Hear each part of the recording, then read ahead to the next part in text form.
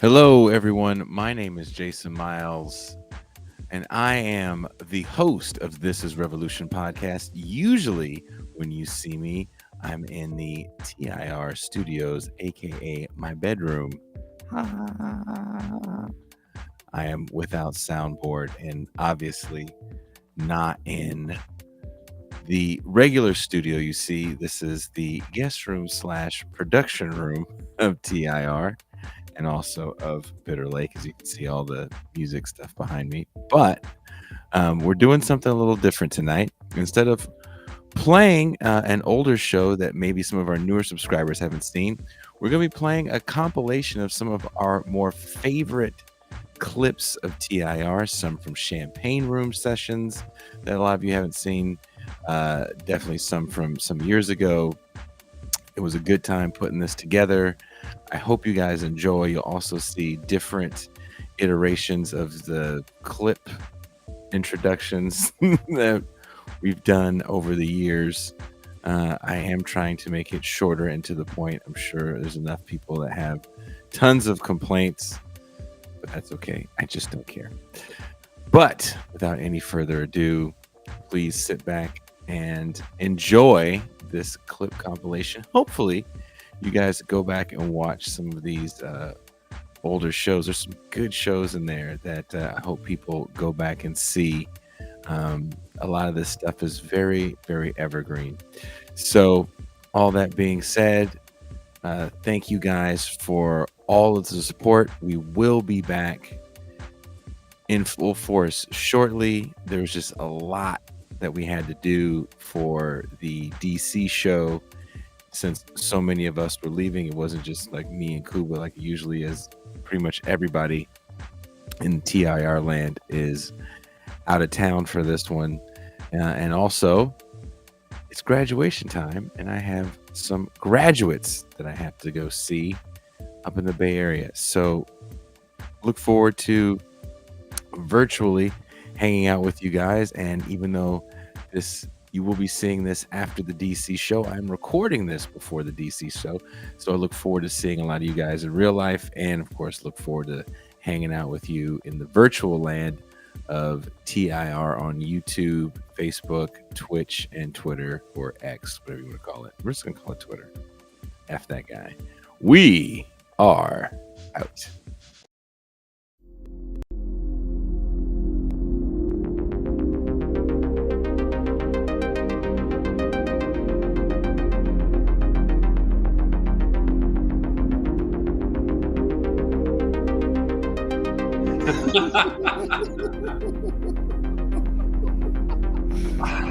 And wherever you are watching or listening to the show, there's links and descriptions of Bird's piece, The Failure of Affirmative Action in the Atlantic.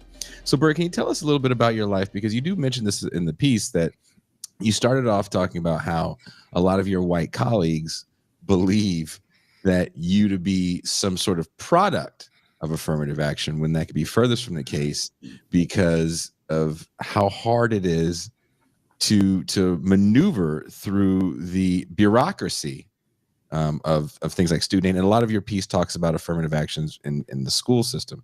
So let's start off with your mom. There you go. Yeah. Let's start with your mom. There we go. So my mom is Jewish and Irish. My dad is Black. Both sides of my family have been poor for a generation before I arrived on the scene. And having poverty on both sides, that kind of gave me this window into what poor and working class folks say about policies like affirmative action. There's a lot of stories going on around it, about it. And, you know, what I was exposed to, particularly through my white grandmother, and this is something I talk about in the piece, was just this idea that affirmative action is this suite of policies out there that pretty much guarantees that, you know, anyone who's Black is getting preferential treatment and a free ride to college. And, you know, I've been hearing this from the time I was very, very, very young. I remember in elementary school just kind of being told like, oh, because of affirmative action, going to college is a given. The thing is that I actually was, you know, poor, and I had to go through the process. I went through the application process for college. I've helped other people go through that process, and that all happened, you know, while affirmative action was still in effect. And I got to see what was actually out there if you were Black and poor and applying to school. And, you know, what I experienced for the most part was apathy in high school, you know, on behalf of counselors and things like that. You know, when I finally had to apply to college, and I talk about this a little bit in the piece, but basically at the time that I'm applying to school or applying to college, I'm on my third high school. I've been somewhere between foster and transients pretty much the entire time. Now, you were getting kicked out for fighting and you stabbed someone. Your story is very similar to that of Ben Carson, right? And then you pretended to be Native American. Don't leave that out. So Bertram says in the piece that apparently let's you know, he's not telling you guys the whole truth here. So Bertram, you want? Oh, no, let me. I'll do it. You have to tell the Native American story. Yeah. So everyone black will know this. Anytime you are light skinned or you got like a strong nose bone or high cheekbones, there's somebody swearing up and down that you're like Cherokee or Choctaw somewhere in the family. And my dad's family is an old light-skinned family, and they have the same story. And he told that story to my mom, that he was black and Cherokee and all that stuff. And she told my grandmother, her mom.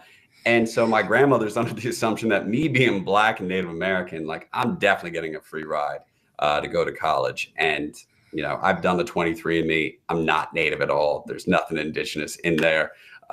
It's all, it's what it normally is. It's, you know, white masters and people being slaves. That's how it happens. I don't know what else to say. And she was under the assumption, right, that, you know, because of the Native, because of the black, you have this double advantage to get into any university you want to get into, because that's just the way systems work. Native Americans get free everything. Black people get preferential treatment. And because you are both of these magical things, then you're going to get into school. You find out that's not true. I'm assuming you asked a counselor at some point, hey, is there any scholarships for light-skinned kids with good hair that could possibly be Native American? So by the time I get to high school, so just to take it back a little bit, anyone who's been around like lower white working class has heard some of these, you know, classic stories of Native Americans get better welfare, free college, Hispanic kids can go to hospitals and get free medical care. Asian folks, when they come over, they're getting interest-free loans to start businesses, and that's why they own restaurants. And black people are getting, you know, first in line for every government job and also getting free college. And so I grew up with that. By the time I get to high school, I don't really believe the indigenous thing anymore. I've been around enough to know like every light-skinned black family says that shit, and it's probably not true. But I let the counselor know. I mean, it says it right there on my report. I always put that I was black. It says it on there. I had tested well in my SAT. I was kind of expecting the counselor would tell me like what was available. Everybody had always told me that there were scholarships essentially just for being black, because that's the information that, you know, poor folks have. They just think you're black, you're going to college. All my counselor actually does is hand me a pamphlet for the FAFSA. If you've never filled it out, it's the application for federal aid. And I was eligible for a ton of aid because, you know, my dad had just got out of prison. My mom was literally missing. But to fill out this form and to get all the aid that I was entitled to, I had to prove that I was in that situation, that I was essentially a ward of the state. But to do that, you need, you know, community testimony on official letterhead. And I'm 17, 18. I haven't even been here that long. There is no community around me. That's kind of, you know, intrinsic to being foster and homeless. You don't have a bunch of community elders waiting to fill out anything on an official letterhead. So I just don't get the aid that I'm entitled to. And, you know, I moved through an associate's, a bachelor's, and then a master's degree, just accruing debt along the way, even though had I been able to fill out the FAFSA correctly, if I had had those resources, my whole undergraduate education would have been paid for. And, you know, that was back I'm 35 now, so it was a while ago, but I have a younger foster sister who was born in 2000, and I've helped her through her college process and gone through the FAFSA. And now I know everything that I didn't know before. And the process really hasn't changed. And within that process is this thing called additional verification, where they just randomly select folks and ask you for more paperwork. more proof of your claims on your FAFSA. And until you fill it out, until you get everything squared away, they can hold back your aid, and they can hold it back for a whole semester. And if you can't pay out of pocket, you just don't get to go that semester, or you lose whatever little bit of savings you have. And these are the actual resources that have been available under affirmative action. That's the experience for most poor folks, and poor Black folks in particular. You know, what I do in the piece is I take my little personal experience of this kind of patchwork of support systems, this bureaucracy that you have to know how to navigate to even get the aid that's promised you. All of that happens under the old regime of affirmative action that people will soon be, you know, missing when the Supreme Court comes out with its decision. That was my unique experience. But when you expand it, you go to the National Center for Education Statistics, which is, you know, backed by the US Census. And their finding is that for low-income high schoolers, we'll get into that term in a second, For low-income high schoolers, only 14% of them go on to obtain a bachelor's degree. So at a national level, over 80% of low-income high schoolers don't obtain a bachelor's degree. Assuming those same numbers for Black folks, we're in a situation where, you know, again, over 80% of low-income Black high schoolers aren't getting bachelor's degrees. So this idea that folks have in their head that out there is just this affirmative action that's, you know, writing blank checks to help poor Black people in particular get into college, it's just not there. And it hasn't been there. And affirmative action, as we've currently had it, you know, it's been this way since 1978. We've had 45 years of this policy that allows you to consider race in admissions. We have the evidence that it just did not help poor Black people. So that was really the impetus for writing this. It's just that I knew that it wasn't true for me. I have the friends who didn't graduate high school, and then I have, you know, the data from the National Center of Education Statistics saying, yeah, over the decades, poor folks in general, and poor Black folks most likely, have not been obtaining bachelor's degrees. So this makes you look at affirmative action a little bit differently. You know, I start with the story about the working class, and they have these very jaundiced, hostile stories. But even the people who don't have that version, you know, every time that affirmative action comes under attack, a lot of my college educated peers assumed that I was one of the people who would feel that attack more acutely, because you know, there's just this very strong association between Black people and poverty. And as long as that association persists, you can't have a policy that is thought to help Black people without the American imagination going straight to, oh, it must be helping the poorest Black people. But the data doesn't show that. And actually, well, I wanted to ask you about that, because you do actually talk about that, and you do break down a lot of that data in the piece, actually, especially when it comes to Harvard admissions. And when you talk about Harvard admissions, you know, apparently they were criticized for not having a large Black population, but their admissions go up. But what is the class makeup of the majority of the Black Harvard population? So this is really fascinating, because I knew this behind the scenes. Most of the work that folks have seen from me when I'm using data, they'll very often see these qualifiers where I say, you know, if this study also applies to Black folks, this is what the numbers would be. Working with the Atlantic, you know, we're able to be in contact with Harvard directly. And they confirmed for us that they do not track income within race. Harvard doesn't know the income of all the Black students it's taking in. It just doesn't. It doesn't have that data. What we do have, though, is a team of Harvard economists, some of the most celebrated economists at Harvard, wanted to know how many students at Harvard come from the bottom 20% of the income range. That basically maps onto poverty. It's, you know, more or less the equivalent of a family of four living on less than $30,000 a year. This team wanted to know how many students at Harvard come from that bottom group. And what they found was only 3% of the students at Harvard were coming from this bottom group that pretty much matches with the federal poverty line. That went up a few percentage points a few years later to 5%. Now, what you want to add this to is that over the last few years, Harvard has achieved perfect Black representation, in some cases better than perfect representation, so that their freshman class doesn't just match the Black population, but in most years, it's matching the Black population for the age ranges of 18 to 24. Wow. Very rare for any elite institution to achieve that. When you add these things together, the way they achieved it was by overrepresenting Black folks from the middle and upper classes. They basically used their resources to scoop up all the wealthy Black folks. So if we take that same study and we apply it to the Black students at Harvard, Harvard lets in about 154 Black students each year. 3 to 5% of them are going to come from this bottom 20%.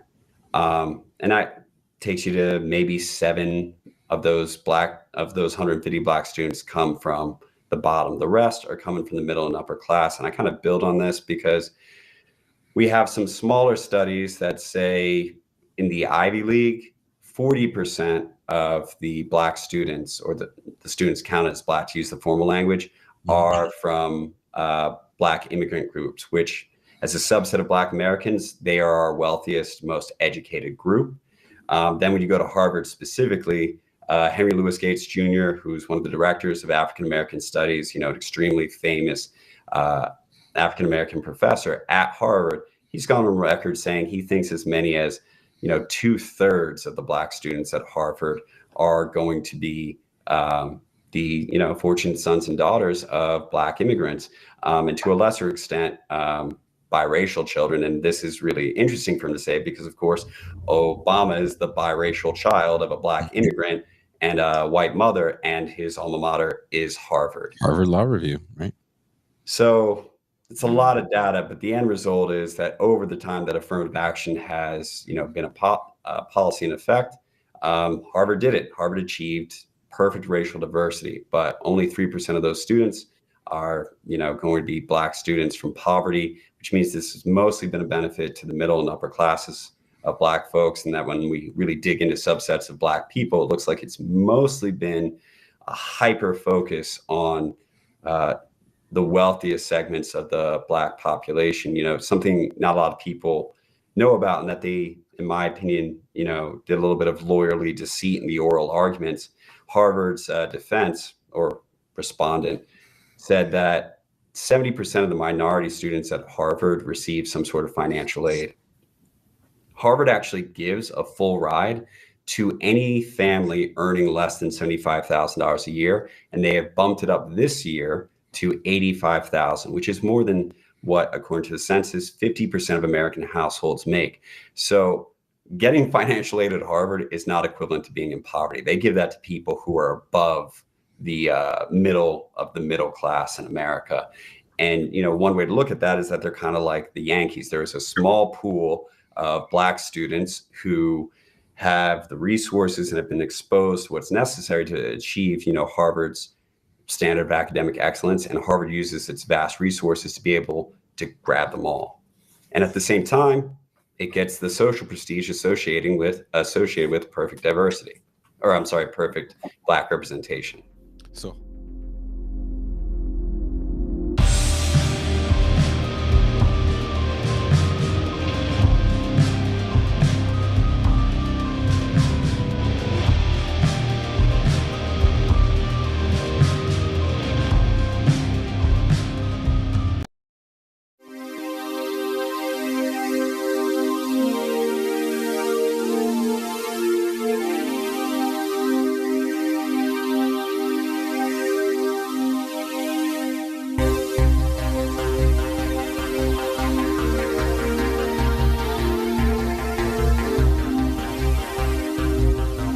fordism, socialism.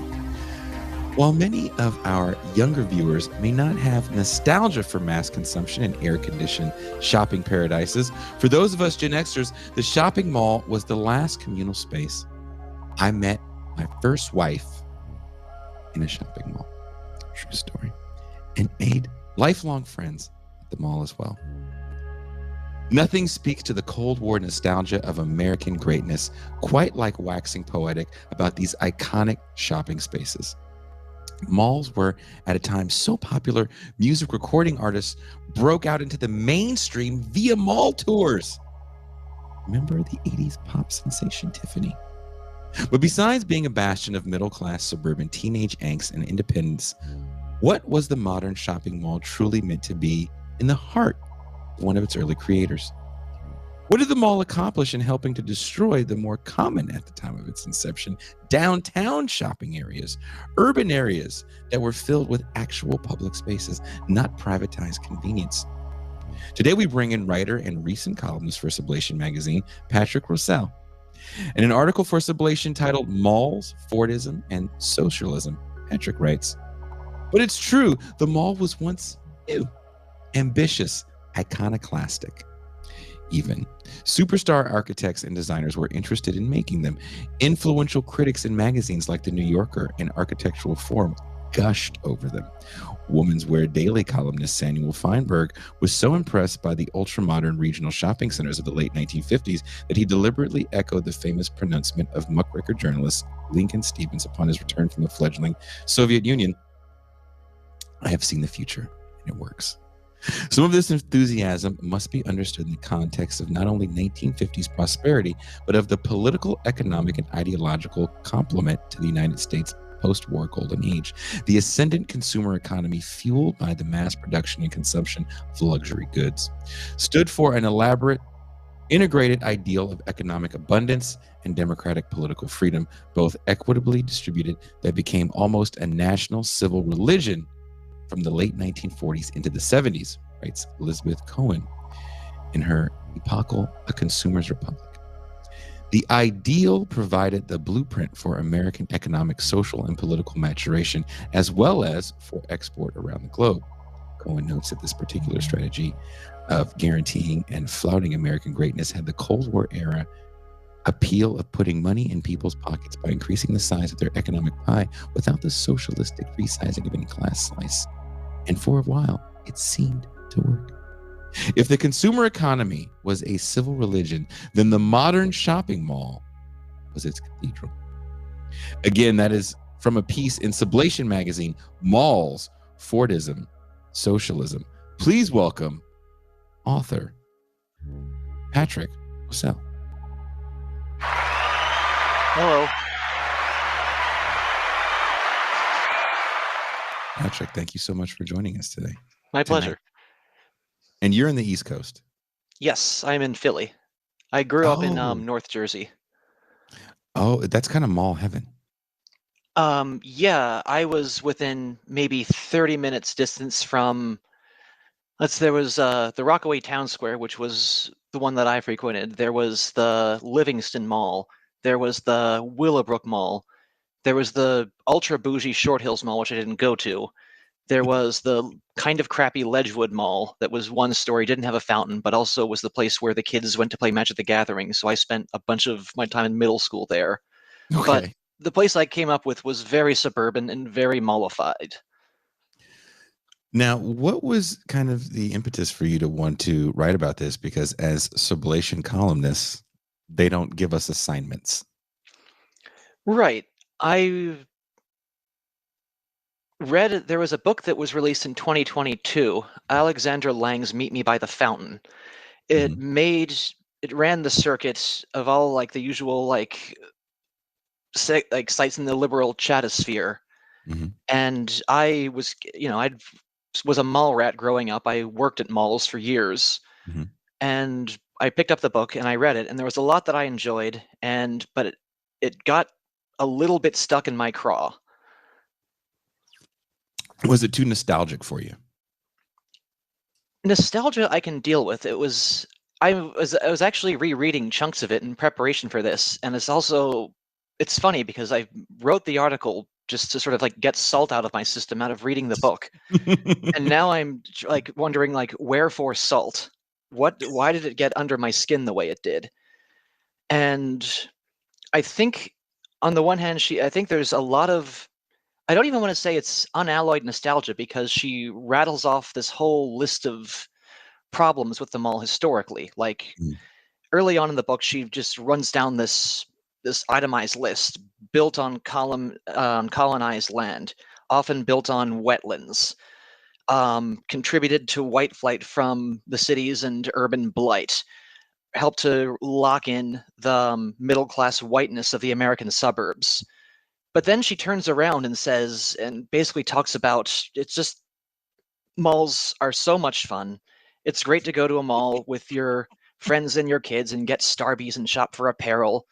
And she says, I'm basically quoting, that you go to malls to shop for your true selves. It's a little bit too more of an apology, too much. It's more apologetic of the mall than makes me comfortable.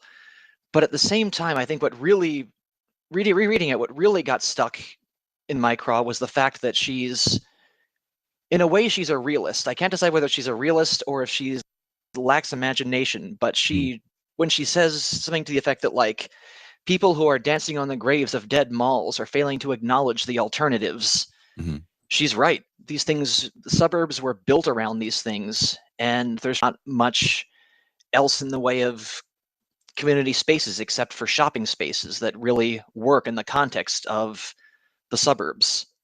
Well, let's actually talk about the early days of suburbs. I think people, depending on the history that you know about maybe places like Levittown, suburbs were, and you mentioned this in your piece as well, created in the kind of the hinterlands. Or, one of the reasons we had so much post World War II growth was we had all this open space. So as all these suburbs are being built, people still have to travel very far to get into the urban core to, shop. And so when these malls are created, some people are creating them with a little bit more in mind of community space, especially someone that I do want to talk about in this episode, Victor Gruen, who comes from, I believe it's Austria, if I'm not mistaken, and is a socialist and has a different vision of a mall where it's like there's a hospital and there's schools and for those that don't know, a big part of the pushback on public housing, which has kind of always been talked about and thrown around in the early days, even before World War II, in places like Chavez Ravine in Los Angeles, one of the pushbacks was it was too socialistic or communistic to have these wonderful places. And then also real estate barons didn't really want to make public housing in the U.S. context anything like what was happening across the pond. So the mall, in its inception, is kind of a modern marvel of architecture. Did you want to kind of talk about that? I'm not even sure where to begin. Well, we can talk about Victor Gruen. Yeah, let's start. He was born in 1903 in Austria. He was trained as an architect. He was the director of the Socialist Event Group, a political cabaret in Vienna from 1926 through 1934. Was a big admirer of, I'm just going to mispronounce his name, Joseph Popper Linkius, who was late 19th century, early 20th century thinker who more or less predicted the modern welfare state, or called for something like it. He fled the Nazis in 1938 and lived in New York. His first job, or one of his first jobs, was working to design Bell Ged's Futurama exhibition that was he was contracted to build for GM. So Gruen, who was a man who later in life just despised the automobile and what it did to urban design, was for one of his earliest jobs in the United States was he helped to design this exhibition that basically called for a giant freeway system that would crisscross the country and make it so that GM would never have to worry about selling cars ever again. And at the time, it was a marvel. Giant freeways, overpasses, underpasses, cloverleaf patterns, nothing that existed at the time. Gruen said that no one working on it really anticipated this ever really happening. He just knew that he was being paid $50 a week to do it as a very recent emigre to the United States. But from there, he got some jobs in Manhattan designing stores and storefronts for like candy shops and leather goods stores, made a name for himself, designed some department stores on the West Coast, and then moved to LA and hated LA. He called it a non-city because its reliance, even in the early 30s and 40s, its reliance on the automobile, which was being designed around automobile use.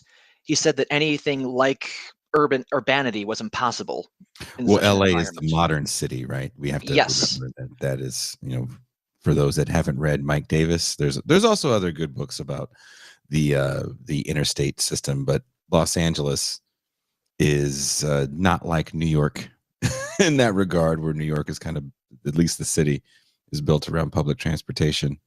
Los Angeles is definitely built around urban sprawl and needing an automobile to get around the vastness of Los Angeles County. So to go ahead with Gruen's story, he continued to design department stores on the West Coast, and he did a lot of flying around the country. And in the late 1940s, I forget exactly what year it was, there was a snowstorm and it brought down his plane in Detroit. And he was stuck there for a while, so he got a colleague's family member to give him a tour of the town. And he was not a fan of Detroit. He talked about it being desolate and run down, with the one exception of the Hudson's department store in the middle of the city, which was owned by a fellow named Oscar Weber at that point. It was just this beacon of prosperity and modernity among just this ramshackle industrial town, and it left a big impression on him. And when he was telling the person who was showing him around, like he is giving him his candid opinion on downtown Detroit, saying he didn't like it, his friend said, "Oh, no, yeah, we nothing happens downtown. Like, all life is in the suburbs." And so the next day he took him to the suburbs, and I'm just going to read to you his description of the outlying areas around Detroit. This is from Victor Gruen's autobiography, posthumously published. The rest of the outlying area that was not covered by industry resembled a patchwork quilt. It was composed of small lots of land with small yards and medium-sized lots with medium yards. On each plot sat a boxy house with a completely useless piece of lawn. This yard was the calling card of the home's inhabitants, and it was constantly edited with a lawnmower. On the road-facing sides of the houses were rarely used living rooms with oversized windows, called picture windows. In passing, it seemed to me that through each of these windows I saw the same floor lamp with plastic shade, the same vase, the same flowers on the same table. This was what lay between the main roads. The main roads themselves were zoned exclusively for business. Here a motley collection of large and small companies had settled, a garishly advertised parade of filling stations, hot dog stands, department stores, snack bars, liquor stores, supermarkets, chain stores, used car lots, and funeral parlors. Most of these enterprises were housed in buildings of only one story and were dependent on roadside parking. In exceptional cases, parking spaces were provided in front of or behind a row of buildings, in which case the block then proudly called itself a mall. Included were 3 large department stores, all branch locations of national companies. Although these main streets were extraordinarily wide, they could not accommodate the combined burdens of shopping traffic, parking, the delivery and shipping of goods, and pedestrian needs. To escape the endless traffic jams, one had to park on the residential streets. The generously planned major road network had become unusable. In a city where there was no notable public transportation system, an ambitious urban motorway network had ruthlessly torn the residential areas into pieces. Everyone concerned cursed the roads, and there were numerous protest movements against them. But when confronted with the argument that without motorways they could not reach their jobs in the auto industry, the protesters capitulated. Really? Wow. So Gruen saw this problem of urban decay, and he saw this problem of suburban sprawl. Between looking at these pell-mell unplanned suburbs and looking at the Hudson's department store in the middle of Detroit, this beacon of civilization among all of this desolation, he's inspired. He'd written before in an architectural forum, I believe it was architectural forum in the 1943. They had this issue about like what, America of the future, and he described well, even back then he called it a mall, as in a large promenade. It would have been this pedestrian only space with just a central department store and walkways with stores that didn't face the streets but faced inward. and there would be benches, places to sit down, gardens, etc., etc. And at the time, it got a lot of attention.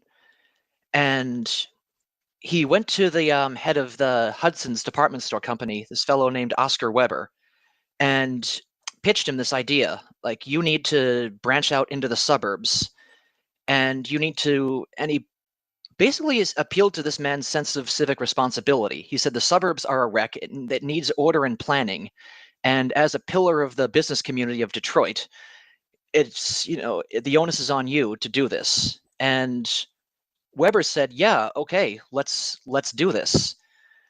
And what I ended up doing was building the proto shopping mall. It was the Northland Shopping Center in Southfield, Michigan, and it was open for business in 1956. And it was basically a shopping mall, except that it was outdoors. The Hudson's department store was in the center of this thing, and you had walkways and inwards facing shops, and all of the parking was abutted it. So you could get out of your car and walk around this place. And at the time, it was a sensation. Journalists, it was a site of pilgrimage for journalists. All of the architectural magazines gushed about it. Eleanor Roosevelt toured it and wrote a glowing review of it. And so that wasn't the first shopping mall proper. That was the Northland Center in Southfield, Michigan. That opened up in, my mistake. That was Edina, Minnesota. It was 1956. Mm-hmm. And it was the anchor for that store. That one was driven by Weber's friend and colleague who owned the Dayton department store, which incidentally, the Hudson's in Dayton, after decades of acquisitions and mergers, ended up joining together and becoming Target in 2000. So, oh wow, okay, so the original malls were underwritten by the companies that would later on become Target.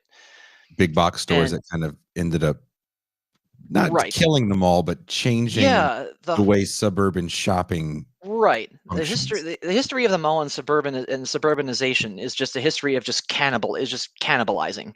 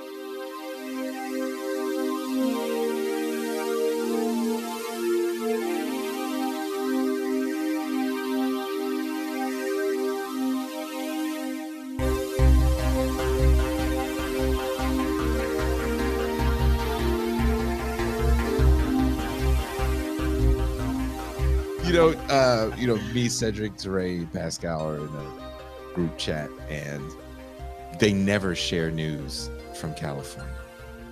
These Negroes have been sharing this reparations news like they're watching the goddamn OJ trial. Right. More exciting than the white Bronco. when Gavin Newsom brings that check down, Cedric finna be like Sister Act 2. Oh, happy day.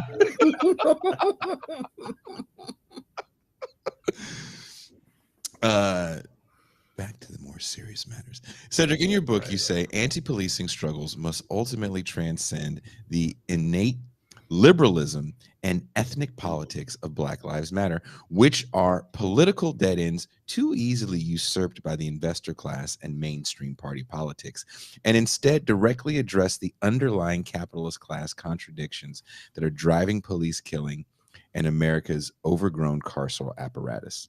Mm-hmm. The book, The New Jim Crow, as well as the 13th documentary, frame and the 13th Amendment, also in the 13th documentary, framework have become commonplace in any discussion around the carceral system.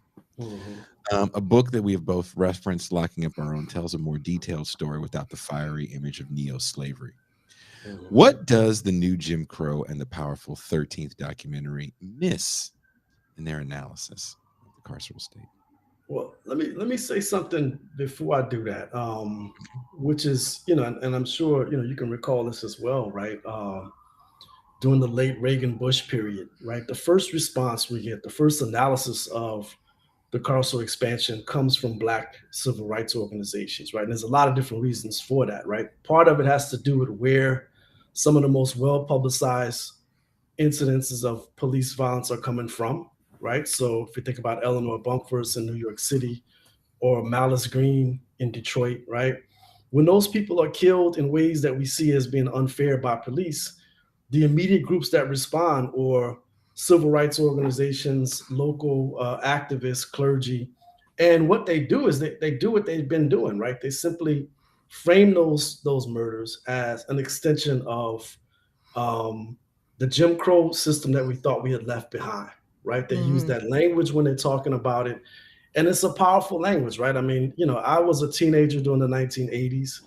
And if you asked me back then how I explained, all of those incidents, I would say this is racism, right? Because I didn't have any other reference points. I didn't live in white neighborhoods or communities. And so I would respond the same ways. You also had hip hop music at that time, which amplified that sort of race analysis of what was happening. And what we should know by now, if we take a longer view, right? I mean, there were whites who were being killed by police back then as well, but they didn't have the same advocacy networks or apparatus in place to deal with those sorts of police killings. And so it took a lot longer for us to, to catch up, I think. And in a way, we still haven't caught up, right? We're still using the same frames, even though the reality looks very different, right? So what New Jim Crow gets wrong, what Black Lives Matter gets wrong, is that once we leave the urban theater, the numbers change, right? Blacks are in any given year a minority of those persons who are killed by police, right? And so it begs other questions. Why are people in general being killed by police? What are these different civilian police conflicts like? And it also misses who the victims are if we're just talking about Black people, right? Because they're not the same, right? We're not talking about members of the Black middle class by and large. We're not necessarily talking about Black wealthy people, but we're essentially discussing the most vulnerable elements of the Black working class who are being routinely targeted by police for harassment and in many cases involved in fatal conflicts with police. So I think that's what's missing, right? It doesn't even the Black predicament, right? If we're talking Jim Crow or Black Lives Matter rhetoric, right? It essentially gives us the sense that any one of us can be stopped, harassed, and killed by police in any given moment. And that's just not the truth. That's just not the case, right? I mean, think about the some of the most high profile cases, right? George Floyd. Let's take George Floyd, Eric Garner, who you've already evoked, Alton Sterling, and Freddie Gray. That's some examples, right? If we look at these people as individuals, who were they? What were their lives like, right? They weren't bankers. They weren't college graduates who were working as part of the professional managerial stratum. They were people who were struggling to try to eke out an existence in the economy that doesn't necessarily meet the needs of people who are less educated, who are lower skilled, and who would have been absorbed in an earlier period of, high level manufacturing production in the country, but are not anymore, right? So, what was George Floyd doing in Minneapolis, right? He had moved there as part of a ministry that was about relocating men who are in recovery to help them put their lives back together and find gainful employment. And he had done a lot of different kinds of jobs, right? He'd worked as a security guard. I don't even know if I should say this, but he had also been involved in, he'd been a rapper for a little while. He'd also been involved in a little bit of sex work. And so there's different things that happened and that he did. I'm saying that not to impugn him, but just to situate him as a person, right? Who is like millions of other people who are trying to eke out an existence. Eric Garner, same thing, selling, Lucy's in front of a convenience store, a bodega in Long Island, right? Alton Sterling selling, pirated CDs or used CDs in front of a gas station in Baton Rouge. And Freddie Gray, like a lot of people, was involved in, regular, drug dealing, which, again, not trying to impugn him at all. It's actually a really pretty grotesque aspect of our society where I've got 3 cannabis dispensaries within walking distance of my house here, but people in my home state of Louisiana are still being arrested for cannabis possession and distribution. I mean, that's just a gross injustice. But again, I think we need to focus on who these Black people are who are being targeted on a regular basis. I mean, I've been stopped by police many times before. I've been harassed before. I've been handcuffed. So I've had those experiences, but it doesn't happen to me on a regular or weekly basis, as it does with many working class and largely unemployed and underemployed Black country. So long response to what you're saying. No, we like long responses. That was awesome. Very thorough. How do you feel about the example of racism given by some particularly Black men with money who talk about being pulled over in the fancy car in certain neighborhoods? Yeah, I mean, I think, it happens, right? And I'm saying this because I'll just give a vague reference to it. In the last month, I've dealt directly with 2 young men who I'm connected to, my own son, but also the son of a longtime friend of mine who've had run-ins with police, right? And, without going into all the details, it can happen to people who are upwardly mobile. It can happen to people who are in, have a different class position. I think the way to explain that, and Touré is great with this, right? He actually says that the Black middle class tends to be collateral damage, essentially, in a strategy that's mainly trained working class and underemployed and unemployed people, right? It's not necessarily something that we're going to confront and face every day. And this is another part that James Foreman Jr. brings into focus. Once either of us gets caught up in it, right? Those of us who have means, we can hire a lawyer, right? We can figure out ways to work in the system to reduce the consequences of an arrest, even if we're guilty, right? If it's a DUI, if it is possession of you can pay for a DUI amounts of drugs. Yeah, it's very different. Yeah. Right, you're in a different situation than somebody who comes in unable to pay for basic fines and fees that the court may level against them, let alone be able to hire their own private lawyers. So when I hear people make those cases, and the one that folks always used to like to use was Skip Gates, right, being harassed in Cambridge. Skip Gates is not going to go to, he's not going to go to jail overnight. He's not going to go to prison for life because he has the resources and the notoriety and the social networks and the power to avoid, being processed by the system in that particular way. I mean, what happens? People always lop off the consequence of it, right? Skip Gates gets into a conflict with the police. He doesn't get shot.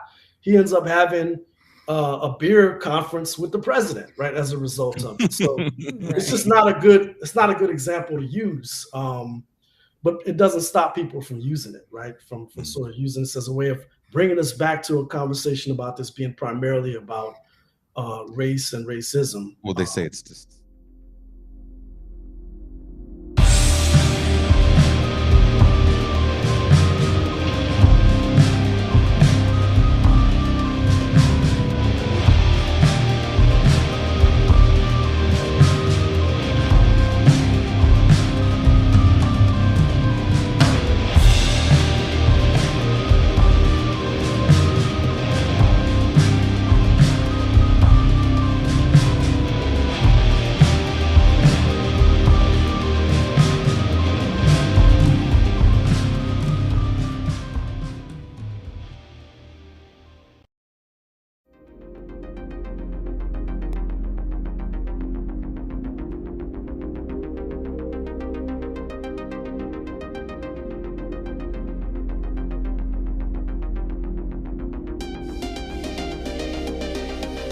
That would be a fun game to play, like the worst film that's ever won an Oscar.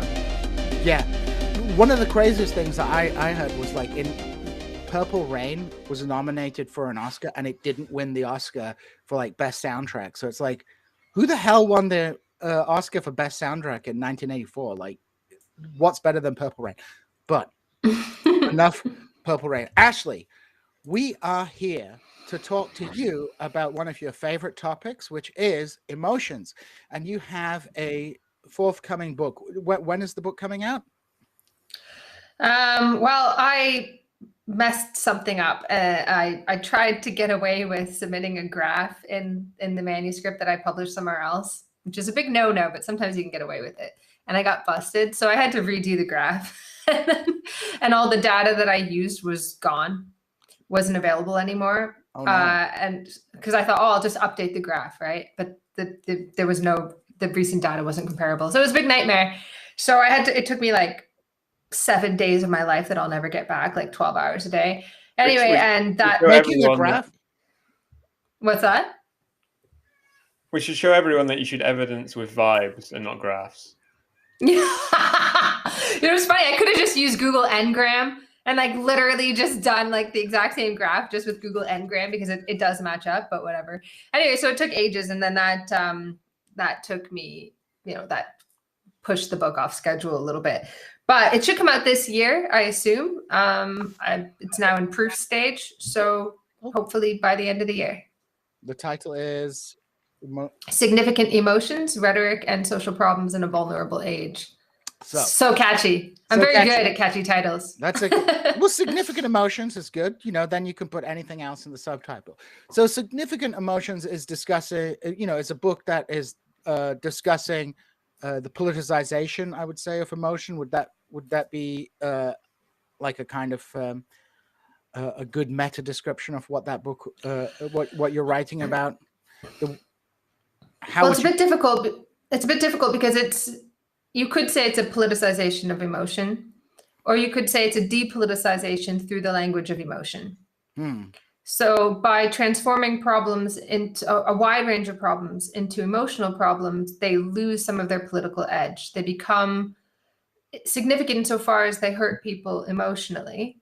And how you define a problem invites a particular set of solutions. So if the main issue with like fees, for instance, student fees in university, is that it causes distress, mental distress, this very broad kind of term that advocates will use, then the solution is, mental health support for this mental distress. And this leads to the absurd situation that I describe in one of the last chapters, where you have people saying that one of the main causes of a so-called mental ill health epidemic, they say mental health epidemic, which makes no sense, but a mental ill health epidemic in universities is financial stresses. It is necessary to keep fees high. We need to be very careful about any kind of campaign to reduce fees, because then we can't get the support to students who need it, right? So the fees are the cause of mental health problems, but the fees pay for the professionals to deal with the mental health problems, which, by the way, you can't access anyway. So it's the cause, but also the solution. But I mean.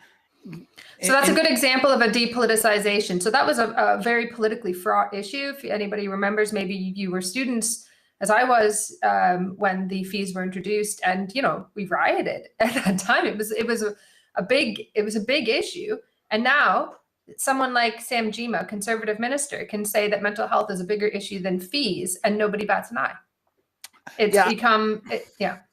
So I mean, like, mental health really has become a kind of political, and this is why I say it's, a politicization.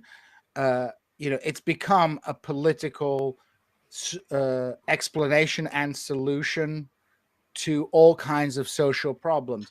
I mean, I guess the equivalent in the United States would be, obviously, every time there's gun violence, you have one side wants to ban the guns, and the other side is like, oh, it's just a mental health epidemic. And the mental health discourse is kind of interesting because, it reduces the issue of gun violence to, to just like a few bad actors, even though, statistically, there's a lot of, other factors that are involved with gun violence in the United States.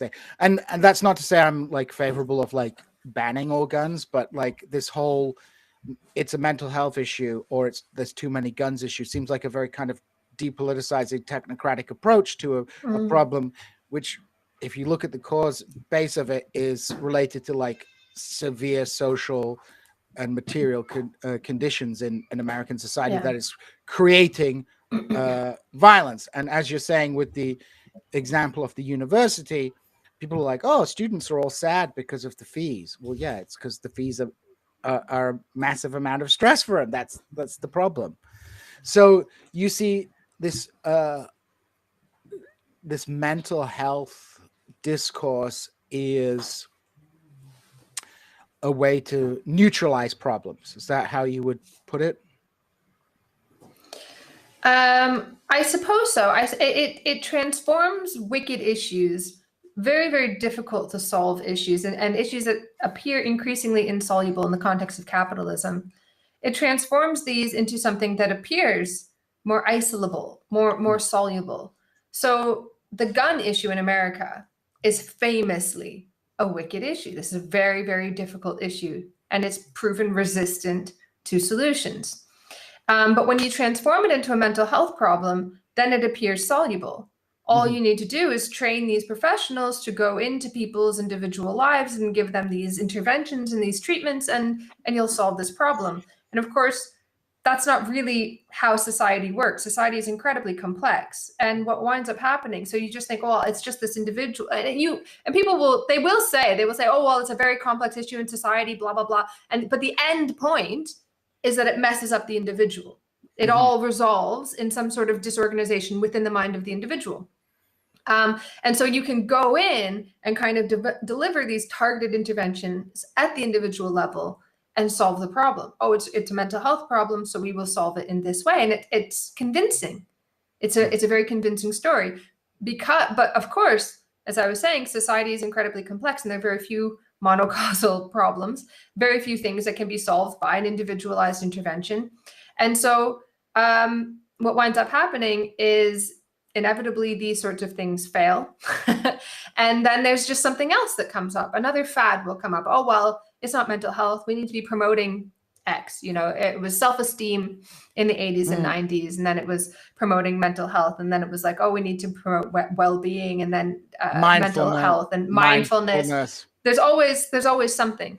And it's never like, well, maybe we need to have like a grown-up conversation about deep structural inequalities in society, or like alienation or anomie, or a sense of normlessness and meaninglessness, or the lack of, I don't know, rites of passage for young people.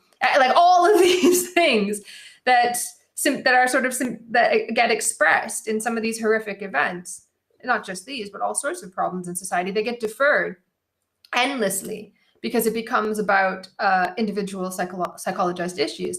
And then we never really have this conversation about, young people being betwixt and between and never really growing up into anything, for instance, or, the most obvious wicked issue, which is persistent inequality in society, and the fact that violence tends to be concentrated there.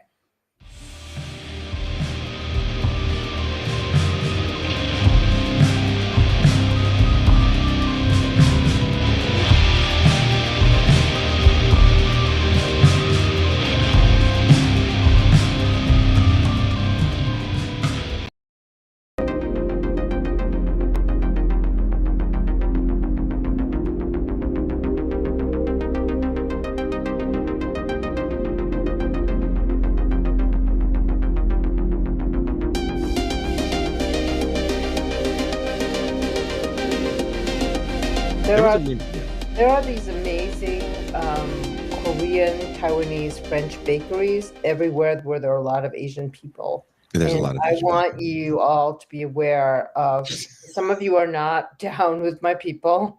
Stop Asian hate, y'all. But go out and go out to one of these incredible bakeries. A cake that, the French people can't make. So we're from the global East taking the global West. But well, speaking of globes, I don't know if I was talking to you when you were writing this piece, but I know we had spoke last year and you were working on your upcoming book, which is going to talk about trauma culture. Yeah. And when you had we were texting back and forth, and you had mentioned something to me. I want to say it was around the time AOC, and you talk about this in the piece too. AOC had come out about January 6th, and how traumatizing it was, and came out and said that she was a victim of a sexual assault. Yeah. And you had said, because, you know, I could tell you were writing because there's a million thoughts coming out at once. Yeah. And you were like, this started with Oprah. I was like, what are you talking about? Yeah. Yeah. So what was the impetus for you to even want to write about this? Well, there's one, you know, thing that I wanted to figure out in academia, how trauma studies took over academia after the late 80s, early 90s. And I was in some of those classes on trauma with some of the professors at Yale that invented this field of study. And at the same time, like, I'm just wondering, like, why the left always fails to seize power or organize itself properly in the public sphere. And, you know, friends of mine and I are always laughing about, or, you know, really angry about the 60s counterculture and how they turned, you know, a collective discontent into like the bitter ashes of disappointment, and became like the me generation, and spent all their time in self-cultivation after the 70s and 80s. And I thought it was really important to understand how trauma plays a role in configuring like the subject of democracy and the subject of politics. And it was, you know, the beginning of like really violent cancel culture, that when Jason and I were talking about this, like really violent language about cancel culture, right?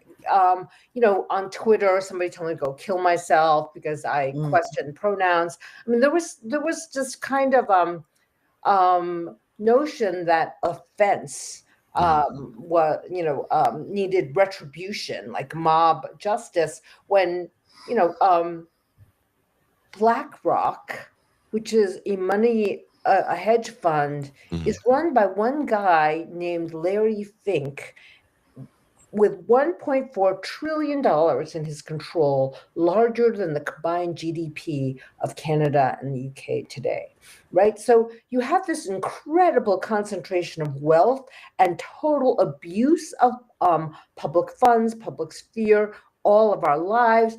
3 out of 5 children in America have known hunger in their lives. Like, the statistics are incredible, but everyone is focused on their own hurt, and how to adjudicate that hurt as a sign of political progress. It's like giving up on objective critique and focusing really intensely on subjective experience. This has been like a red thread through my work throughout all of the time that I've been thinking, because I'm always like, they're the objective conditions for revolt, right?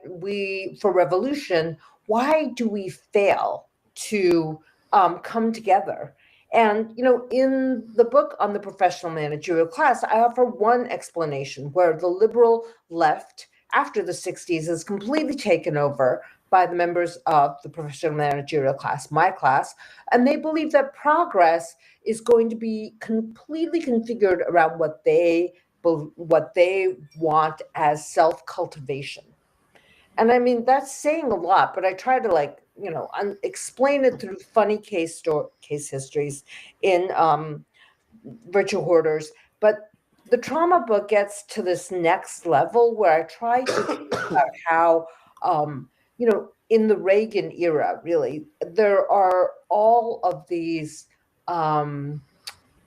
they think it's new discourses within academia about how to visualize and actualize injury, you know, personal injury damage. And at the same time, you have Oprah sort of taking over daytime television and taking it over by using the language, the cadences of the Black church to create this sort of charismatic space on Black television where women, and mostly white women, watch to find some reflection of their own experiences, right? And this, it becomes like she built her whole empire on this. But if you trace her career, like she's kind of caught in this genre with a lot of like other trashy people, right? She's displaced Phil Donahue and she's doing her thing. And, you know, there are her rivals are, you know, just going for sensation. And in order, I think, to distinguish herself from them, but also because she's so good at capturing the zeitgeist in the middle of the 80s, there's a lot of like more awareness about child abuse, about child sexual abuse and victimization. She goes on her television show and talks about being sexually abused as a child. And that is a huge game changer. I mean, people are becoming aware of this in the Catholic Church. People are, you know, it's becoming more, the anti-authoritarianism of the 60s has become really mediatized. And Oprah is able to distinguish herself and her show by, you know, confessing on television to millions and millions of people. Is this around the same time though that we have this kind of rise in people going to therapy, and we're having in the 90s it really started blowing up, and then you get a little bit of a pushback from it in the 2000s where doctors are implanting thoughts in people's head of traumatic events, especially during the satanic panic. So there's all these kids that are told that they're being molested, and of course there's that book that comes out in, I want to say the 60s or 70s, where this woman starts talking about all these things that her dad did to her. Which one? There are many of them. It's the one that really keys the satanic panic, where she said her dad had like sewed a tail to her and horns and all. Remembering something, and the guy that wrote it, she later married, who was her psychologist. Yeah, so there were a lot of these shrinks who came out of the 60s, encounter groups and things like that. Exactly, Jason, who were practicing, thinking that they were healing, and this was like all part of this new getting in touch with their feelings. I mean, most of you are too young to remember this, but there was an idea that, you know, the older generation were just repressed, and then we were all going to be better parents, better people. So Oprah gets on, and it's a huge game changer. The other thing that was happening in the media that I wanted to look at too was the sensationalization of multiple personality disorder. They called dissociative identity disorder, and it exists in some corners of the internet, and there are communities, but much smaller and less powerful than that time. But a lot of what people said about multiple personality disorder was that it was caused by childhood abuse, right?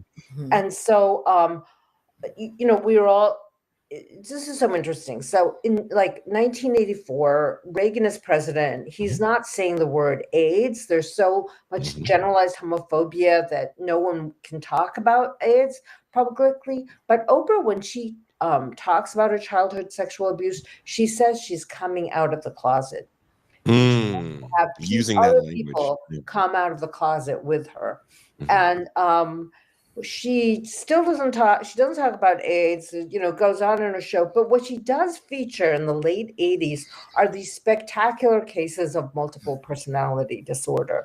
And there are special clinics that treat these people. But there's one woman on her show, and it's all archived in the Oprah on her website, which is incredible. You can go back. She's not, you know, she's not disavowing any of this.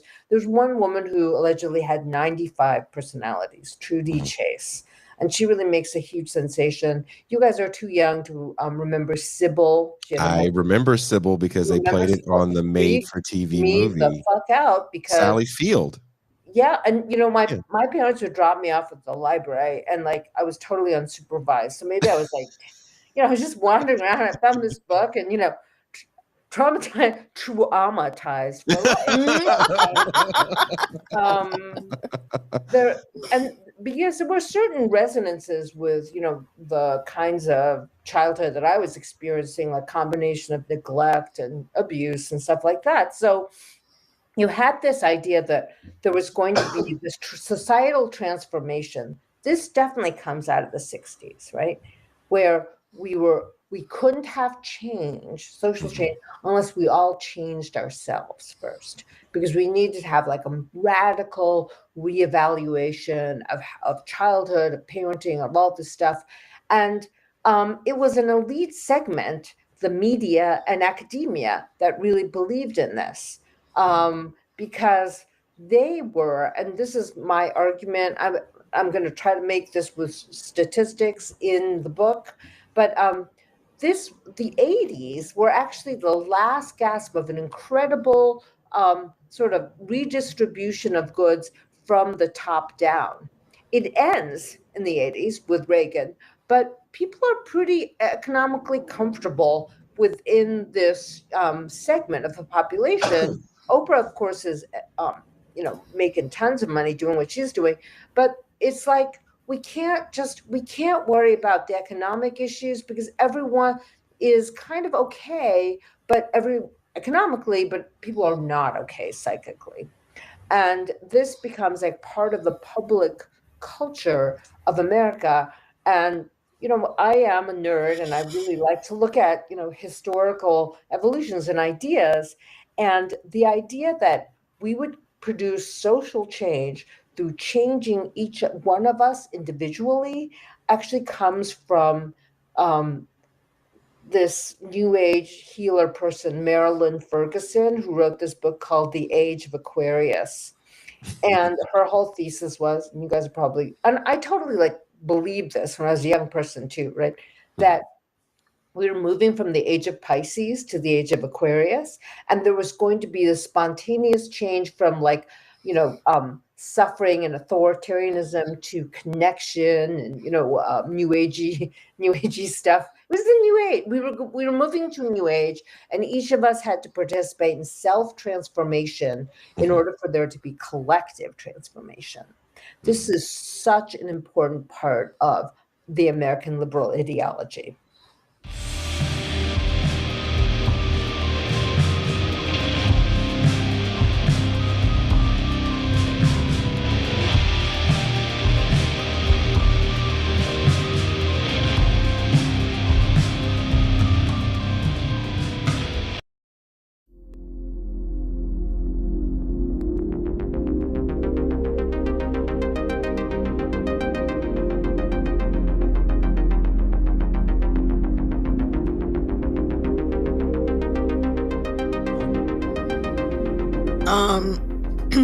Those glasses that you were talking about, those are Apple, and they let you talk to. Why'd you make me big on the screen? I'm adjusting my microphone. Okay. Those they let you talk to your friends. They don't keep you sequestered all to yourself. Well, so they knew it. They thought ahead. You can do that with a phone. I mean, last I checked, that works real well. No, I think you're close or you're not. That's how I work. Anyway. I mean, I talk to you on a phone. It's true. I'm looking forward to Cornell's run. I don't know. For the speeches?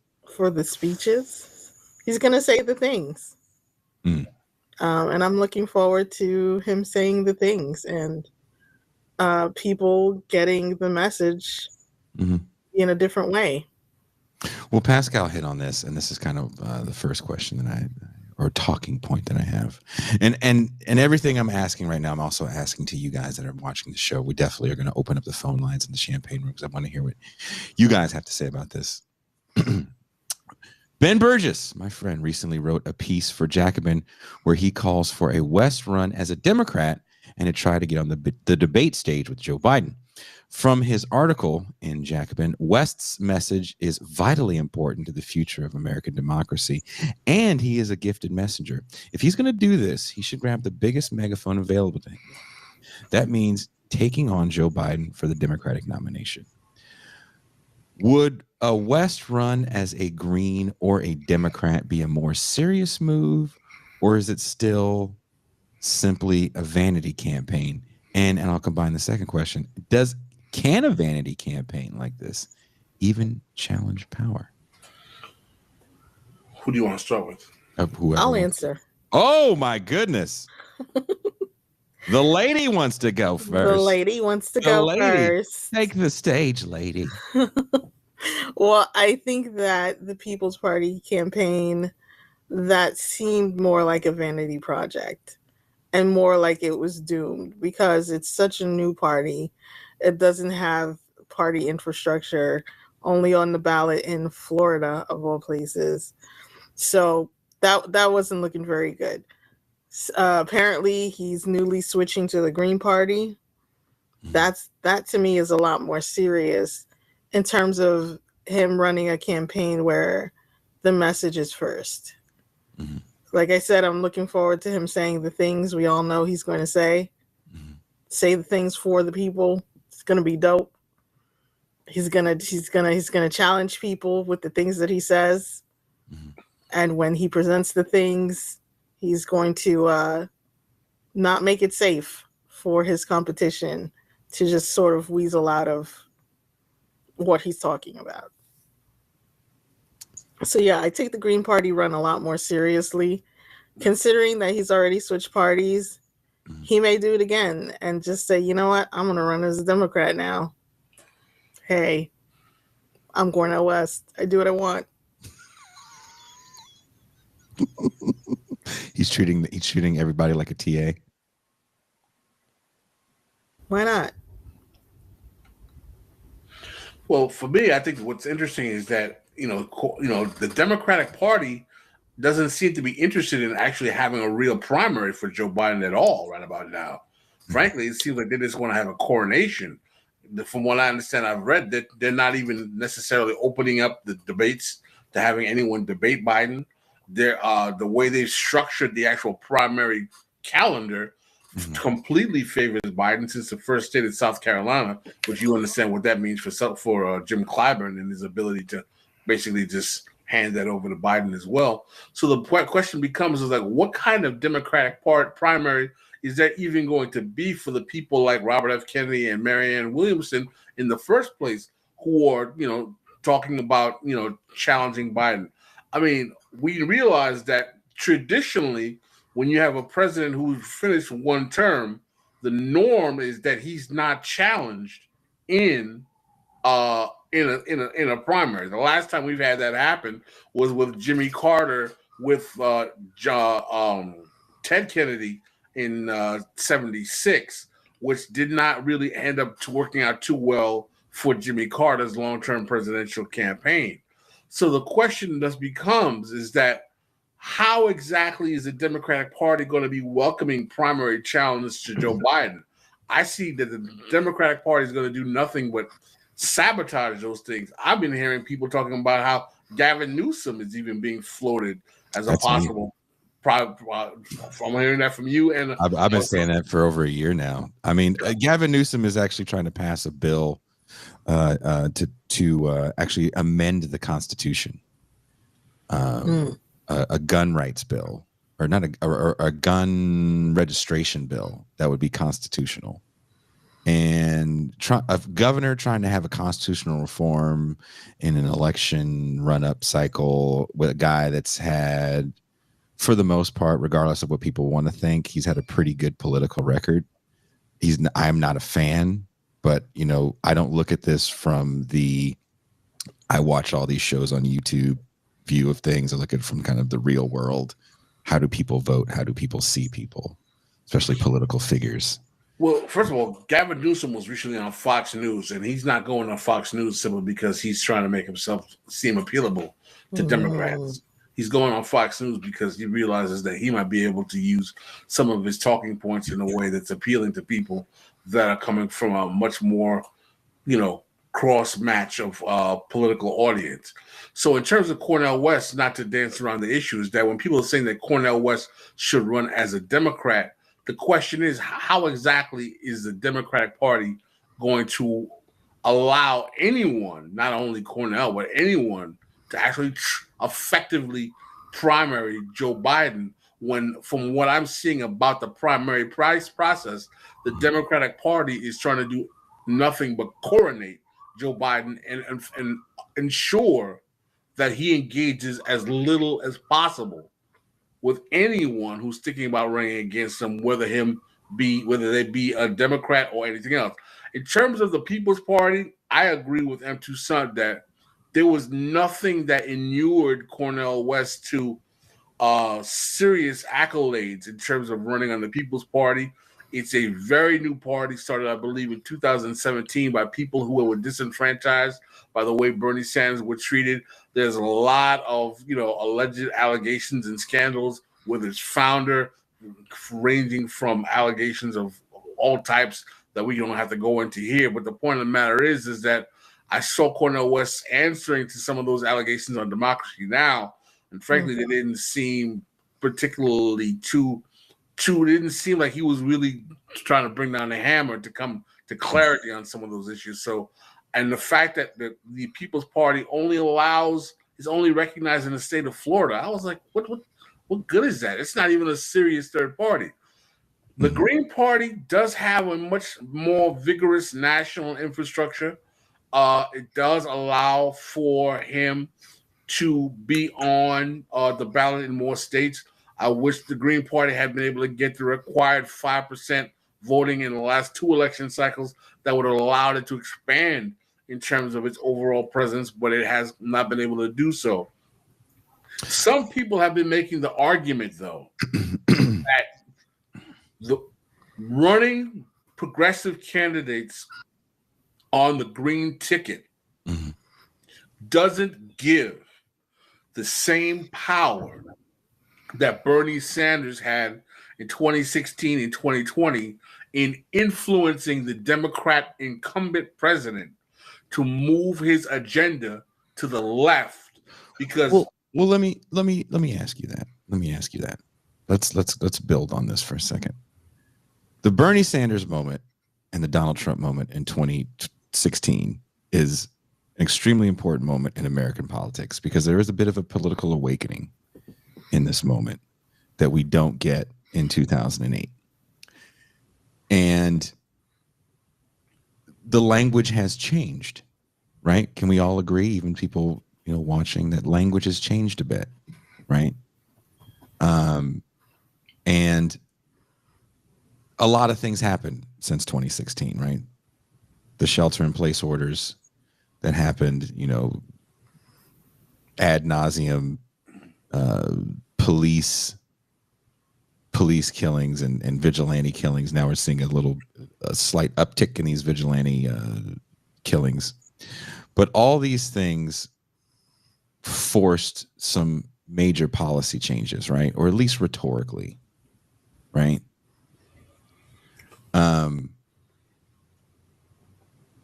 When you're running someone like Cornel West, that's pretty much an online thing because he's not going to get the national media attention that someone like Donald Trump got because he's not that insane of a figure. Tucker Carlson's gone off TV. His 8 o'clock slot is gone. A Tucker Carlson Twitter interview is not going to be the same thing as Tucker Carlson on Fox News with Cornel West. Are we too fragmented now in this era of mass politics to even really consider someone like Cornel West or Marianne Williamson having a very serious run for office? I mean, Bernie Sanders is running within, like you said, the infrastructure of the Democratic Party. So he was able to capture the hearts and minds of some people that might have been mildly disaffected. Well, I think that the Bernie Sanders moment is a culmination of many very, very serious things. The disaffection with the economy and the suffering of people by the 2008 crash. The disaffection with the Democratic Party because they were perceived to be the more harsh steward of the shift to neoliberal capitalism under the Clintons and even Obama. Mm-hmm. That gave Bernie a lot of ammunition to come in on their watch and criticize them and have them be shot. People who were young, who didn't remember having all these glorious attachments to the Kennedys and Bill Clinton in 92 were like, they shipped the jobs out of Michigan and caused, the people in their families to be on opioids. Mm-hmm. So they didn't have that kind of affection to the Democratic Party. The stain of neoliberalism is still attached to Democrats. When people say neoliberals, now they think Democrats. They don't think Republicans. Right? There's a lot of people who don't realize that wasn't the case for many years in this country. So Bernie Sanders helps that happen. But what happens in 2016 also is we have the rise of Trump. We came to a dialectic, which is basically a fancy word for competing two interests, and you would analyze how they affect each other. We had left-wing populism, and we had the illusion of right-wing populism, mm-hmm. or the charade of right-wing populism. All right? The charade of right-wing populism won. And I got to tell you something. In all of my life watching politics, and I've been watching politics since I was a kid in this country, the only thing I ever saw Democrats scared of and Republicans scared of was the rise of the charade of right-wing populism in Donald Trump. The corporate Republicans, like the old guard blue bloods, like the Bushes, mm-hmm. they went berserk about the rise of Trump and what he was doing to their party. The Democrats were like, the F word, the fascist word was everywhere mm-hmm. about Trump. The perception that they actually had brought to the consciousness of the non-Trump MAGA world was literally an incarnation of Trump-like Mussolini in America was coming. Mm-hmm. That was the messaging. And let us not, whether we believe it or not is irrelevant. That messaging is being recycled again in the face of DeSantis and what's going on in the red states. So whether or not we try to believe here at TR that we are intellectually above being swayed by the rhetoric, I don't think that we can deny that there are large swaths of this country mm-hmm. who see yes, there was a competition between left populism and the charade of right populism. Right populism won, and to see the specter of right populism as everything must be to stop that from taking power. That is Darth Vader. That is the evil empire. Yeah. Well, okay. Again, with no mass politics and it's just mass popularity, do both parties would they prefer to kind of run more traditional, boring candidates like DeSantis and Gavin Newsom and have an extremely low voter turnout? That's a really great question, Jason, because I got to tell you right now, I live in Florida. DeSantis is only boring because he's not Trump, but the stuff he's doing is not boring. It's kind of some wacky stuff. Yeah. Like he's not in, like his personality is clearly not charming, but this cat, I know we are tired of the F word, the fascist word. Mm-hmm. I think we all are. The thing that disturbs the traditional corporate Democrat about DeSantis is that Trump is too undisciplined to be a good fascist. DeSantis doesn't have that problem. I don't think Trump really understands what anything is. Yeah, I don't think Trump has a politics besides his own ego. Mm-hmm. I think Trump's politics is his ego. But it works, though. It's kind of like that Berlusconi moment where, hey, my ego is going to be a political moment, and it kind of is. Right. But what's fascinating is that there are people in the Republican Party who are not like the old guard Bush types, who are even tired of the Trump mania. They're like, Trump is too manic. Give him his meds or whatever. He's just too much mania with Trump. We need something more stable. And they're really well. The guy who used to own Callin, he's big into Ron DeSantis, the billionaire. What's his name? The guy who owned Callin. Is that why he won't let us have a show? I don't know. But he's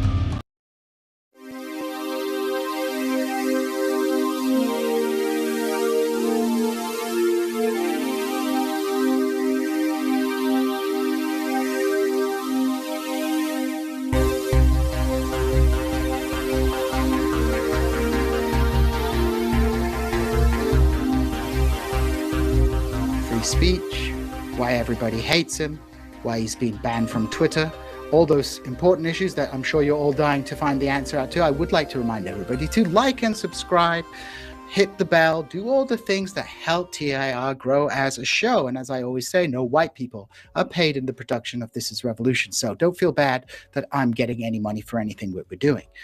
That being said, if you do have a little bit of extra money, please consider supporting TIR on Patreon. It does help keep Jason in food. He is a growing boy and he needs to have his full steak meals. And he can't do that if he has to not eat food because he doesn't have money. So consider supporting us on TIR. Now, what is the topic for today? Well, it is free speech. And who better to talk about free speech with than publisher and renegade leftist, apparently, Douglas Lane. Hey, Doug, welcome to TIR. Welcome back to the safe space. I don't think it's fair to say that everybody hates me. Just no, that's true. 95% of people on the left maybe at this moment. And I don't even think they really hate me. I think that's an overstatement as well. I think they find me annoying. Maybe annoying, maybe concerned about your mental health as well. That's another common. That's another one. Another common refrain. But I want to jump right in. We've got an hour. Doug's time is valuable. As they say in Turkey, fuck it, nuck it. Time is money. So, Doug, you've been on this Twitter Files thing. We've discussed the Twitter Files before with you and Vaughn. And recently you've had a couple of articles, which I have put in the description below so people can take a look at them. You have one in Compact magazine, so welcome to the Fascist Club. You have one in Sublation, and you have a letter to Cosmonaut magazine where you have been discussing the issue of free speech, and you've been issuing what I would call a Catron-esque critique. Catron-esque. Catron-esque. But you've been issuing this critique of the left regarding the question of free speech and the whole issue that we're dealing with now, which is, discussions about disinformation, about how to combat disinformation, the relationship between large social media platforms and the government, the constitutional implications for those, for the government's relationship with social media companies. Obviously, it's if the government steps in and stops a publisher publishing something, it's very clearly a violation of the First Amendment, the protection of speech. In the case of these social media companies, it's kind of a legal terror incognito. It's like not anymore.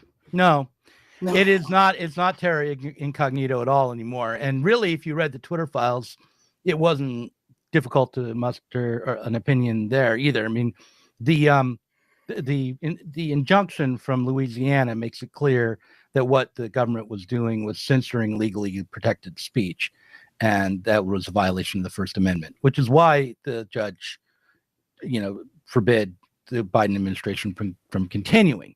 So no, it's not difficult. It's no different than telling a publisher what to publish or stopping a newspaper from running a story or in any other way violating the First Amendment. This is a very clear-cut case and very large expansive attack on the First Amendment. Well, can you outline what this case was about and why it's significant and why you regard it as the vindication of this argument, which has been brewing for a while?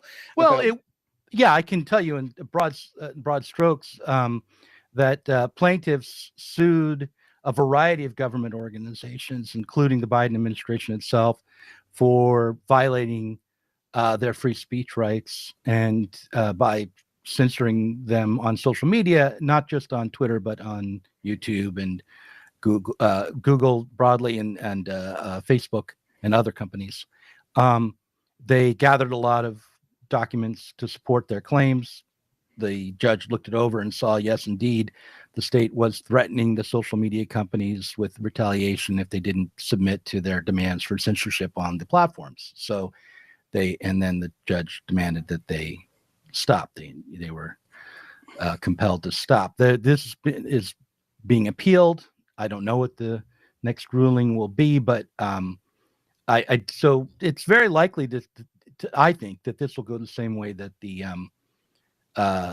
attempts to protect the Fourth Amendment went in 2013. So when the big tech companies were found to be in conjunction with the state violating people's Fourth Amendment rights and doing illegal search and seizure, there were some court cases early on which, went for the plaintiffs, people who had their rights violated, but then on appeal, for a variety of reasons, including national security reasons, the case was dismissed. That was rescinded, and the surveillance was allowed to ultimately continue. I think we're probably going to be looking at something like that now, but in this moment, it has been made clear that a fair reading of the Constitution and the legal precedents and the evidence of state interference would show that the Biden administration on a massive scale, and not just the Biden administration, but the Department of Homeland Security, the CDC, the FBI, the CIA, and on, many parts of the government bureaucracy worked to suppress people's legally protected speech online in violation of the First Amendment. So what is your criticism then that you've outlined this in the various articles that you wrote, the Compact piece, the Sublation piece, and the Cosmonaut piece, and the Cosmonaut piece was part of an exchange as well. What is your criticism of the left, broadly speaking, with regards to its disposition towards this question of the constitutional right to free speech and these big tech monopolies that control these platforms? Well, in the Compact piece, which is the first piece that got published, I started out by mentioning the conclusions of the Durham report, which was a special prosecutor investigated the investigation into Trump around the allegations of collusion with Putin and Russia, and found really two major things. I mean, there's a bunch of details in the Durham report, but the major thing was that the FBI did not follow its own protocols or standards when opening up I think it was called Crossfire Hurricane, which was the investigation into Trump.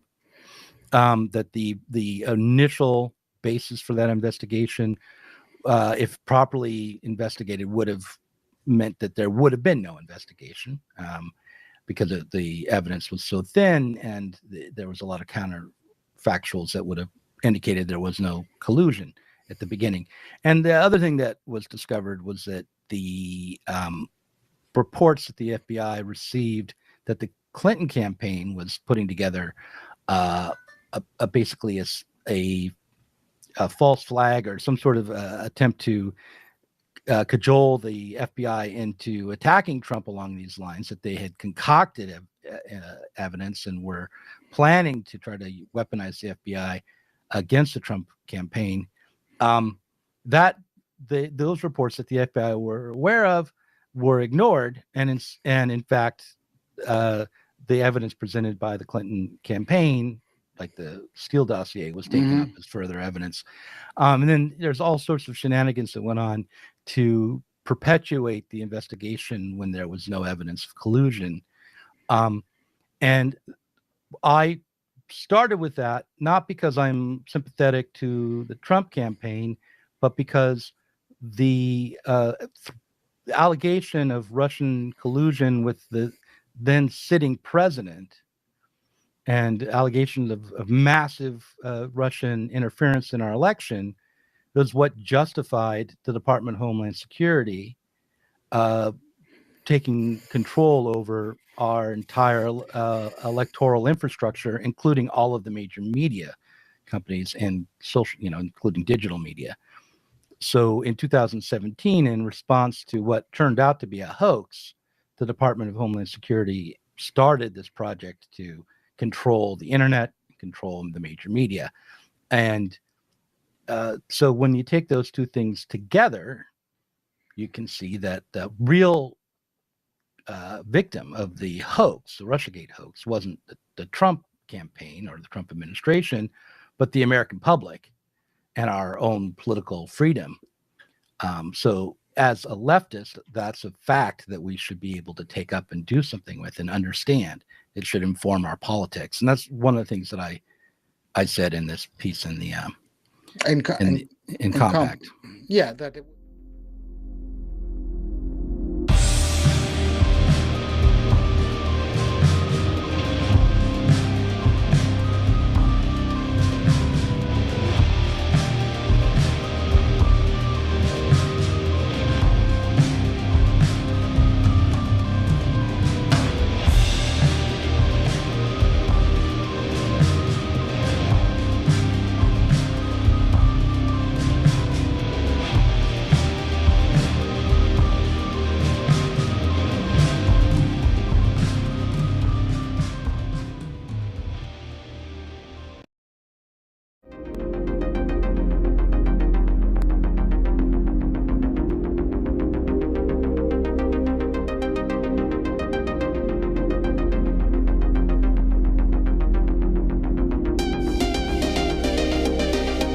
Speaking of the good times in Disney, it seems like a lifetime ago the country was appalled at the sight of kids in cages at the border. Torn from family and kept in horrid conditions we would only imagine in horror films, the Donald Trump border policy went even further than the savagery of the Obama and Clinton presidencies. Sadly, not much has changed under the Biden administration. From an article in the LA Times, at least 38, now as many as 40 migrants were killed and dozens more were injured Monday night in the blaze at a National Migration Institute lockup in Juarez, Mexico, just south of the U.S. border, according to authorities. It was the deadliest incident in recent memory at Mexico's notoriously crowded immigration holding centers and another reminder of the many perils faced by migrants trying to reach the United States. Sadly, the deaths could have been avoided as there is footage of guards witnessing the flames and fleeing the scene. More from the article. According to the Mexican Attorney General's office, the dead and injured included 28 Guatemalans, 13 Hondurans, 12 Salvadorians, 12 Venezuelans, and 1 citizen each from Colombia and Ecuador. It is unclear whether some of the migrants had been previously deported from the United States. In recent months, northern Mexican cities have been overwhelmed as a result of recent Biden administration policies that limit the ability of migrants from 4 countries, Venezuela, Nicaragua, Haiti, and Cuba, to seek asylum at the border without first making an appointment via a smartphone application. The system has been riddled with glitches and offers limited appointments, which fill up within minutes. Some migrants have waited months at the border. Tensions have been particularly high in Juarez, where shelters housing people hoping to cross the United States are overflowing, and stranded migrants have been asking for food and money in major intersections and sleeping on the sidewalk near border crossings in El Paso. We have exceeded our capacity to provide attention, says Miguel Angel Gonzalez, president of a church-based network of shelters in Juarez. He said his network's 15 shelters have been completely full for the last 6 months. City officials have publicly criticized the migrants, with Juarez Mayor Cruz Perez Cuellar recently imploring residents to not give migrants money, insisting that they can find work. In a March 9th letter, several dozen migrant advocacy groups urged the city to investigate abuses by police and immigration officials. They said that during arbitrary detentions, officials have questioned migrants about their legal status, extorted and stolen money from them, and destroyed their documents. The letter described an incident in early March in which they said police violently and arbitrarily detained migrants in a downtown cathedral, as well as another incident the following week in which members of the Army, the National Guard, and the city police swarmed a hotel where migrants were staying, sending a clear message of intimidation. The Trump presidency was chock full filled of scandal and bumbling, but one of the things that people hoped for with Trump out of office was legislation with civility. The Biden administration hasn't done much to change the Trump era immigration. Should we really be surprised by that? Because the cages that these kids were put in that we found so important were an Obama era construction. So what is going on at the Mexican border? Why are so many people fleeing some of these countries knowing the consequences? We don't have the answers to these questions, but we know someone who can provide some much needed insight and context. Please welcome friend of show and one of the sometimes wise of TRI, Camilo Gomez. Hi. Hi. With you all. How are you? It's been a very intense times here in Peru and in Latin America in itself. I will say that it's very important what you mentioned about Obama being behind a lot of the kind of reaction to kind of reactionary border policies, because I feel that what sometimes people miss is that the anti-immigration policies are kind of multi-partisan. Like yes, in Argentina, for example, like the Socialist Party, which is not part of the Peronismo, so it's the independent. Although now they are united with the right, it's kind of very. The Socialist Party in Argentina is united with the right. Yes, but before, when they were kind of independent, they also kind of blame a lot of problems, particularly in the northern province where they govern, to the Paraguayan immigrants. And also the part of the more traditional Chilean center left has in the past accused Haitians of causing troubles. And in much more recent times, Boric also has made a kind of anti-immigrant statements, even if he's slightly more careful in his language than the normal politicians. But it is kind of a systemic problem in the region, because the political crisis, economic crisis, and different kind of problems and instability have generated like historic waves of immigration. In many ways, Argentina was an early receptor of many waves of immigrants. At one point, it had a significant Peruvian diaspora, for example. Like a lot of Peruvians were in Argentina, and the economic crisis of the 80s, of the 90s. Also, the political violence that was in the country led to a lot of Peruvians moving to Argentina. But in more recent times, a lot have left, because also the economic conditions there became much more meager.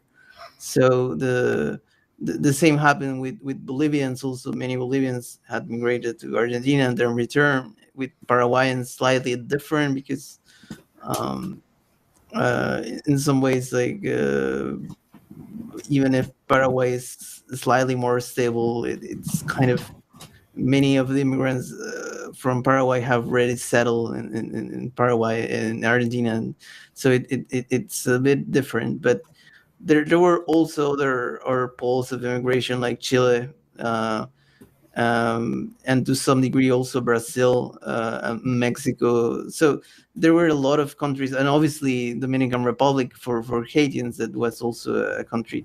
But there has been a lot of efforts from different governments to try to stop it. To be honest, in Argentina, like despite some of the rhetoric, there have been like not much like strong efforts in from the part of the government.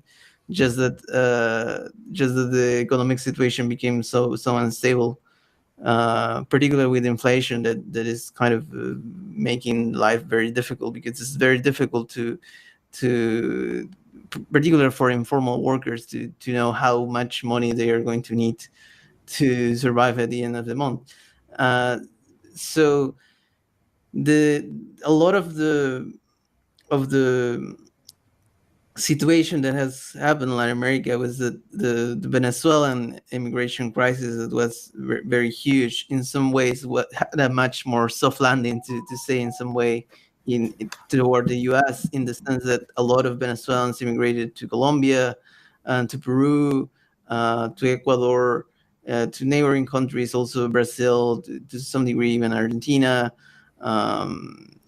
Panama, also a bit to Mexico. It was very small, the number that, at least in the beginning of the Venezuelan immigration crisis, went to the U.S. Even some went to Europe.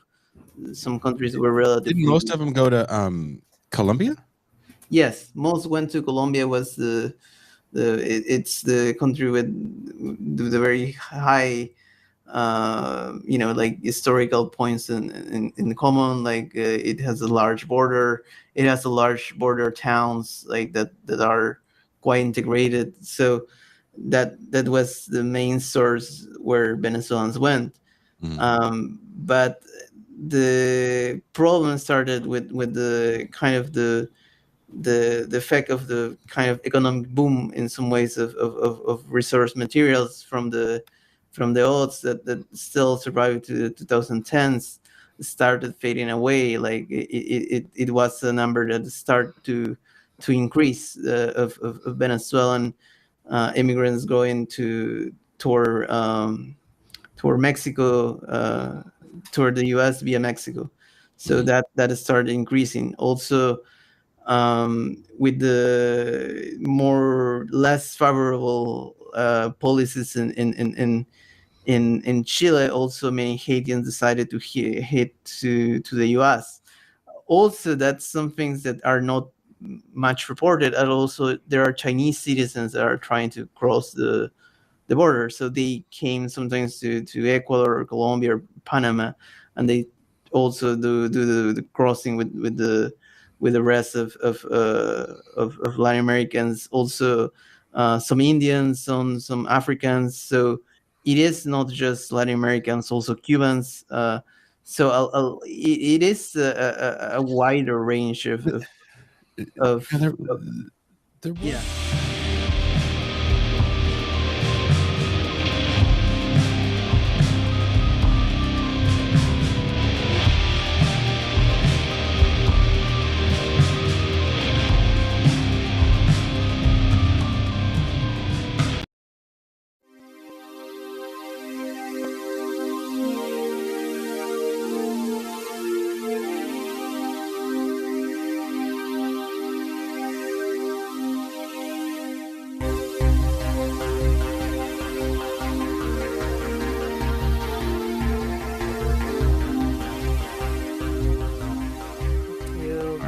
Hold on. We got to share the screen. Oh, here we go. We're still gonna do share. Not that guilty. I know that shit real fucking quick. I know, right? I feel so bad. But anyway, no idea the life I lead and how close this shit is to my real goddamn life. All right. Guilty For those of you that missed it, we're gonna play this again. Yeah. Hopefully the audio only listeners won't get too angry. Hopefully they'll laugh. November 27th, 1973. Hello, Mom. Stop crying. I am a federal agent. I will never shut down a store. Whoever's in charge is in charge. The Armenians are down. I'm not worried about Minos. I'm not worried about Russia. Anybody worried about Putin? Because this is his pussy. So, if Junior Unum wants to keep playing games, tell Sharif, stay with Sam Slarney. Because all you black men are reneging. Huh? It's called 1.8 million in gold. You want it? Go to Africa. We gave a black beach back. You don't want it? Stay here. Get off our line. It's the whites and the Latins. Anybody got a problem with it? Because I'm Indian too. I'm Vietnamese. This bitch is trying to free the world. So who's gonna sell me my iPhone today? Who's gonna sell me the biggest iPhone in this house? That's the best. This bitch is trying to free the world. Who's trying to sell me a motherfucking iPhone? Trying to sell me an iPhone today. Is that the whole thing? Oh my god. No, that's like There's more. This is where it's like if it just held here, I'm telling you, this would have been an insta classic, right? It's true. There is more. Do we want to play the more? Because she just starts dropping N bombs. No, can we stop here? Can we stop here? Stop it right there. We didn't get to the part with Caitlyn. If you keep going with it, it's because of the black guy goes, "Hey." That's enough. You're reneging, and the guy goes, "Excuse me."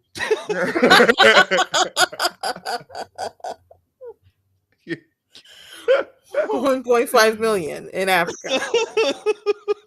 She said, We just gave back a black beach. If you want it, you got it over there. But you're still here. Can you imagine being at work? You're about to close the store. You know, the key holder is ready to do the count for the end of the night. You've just swept the front. And then that person walks in. Because you can tell everybody's behind the counter.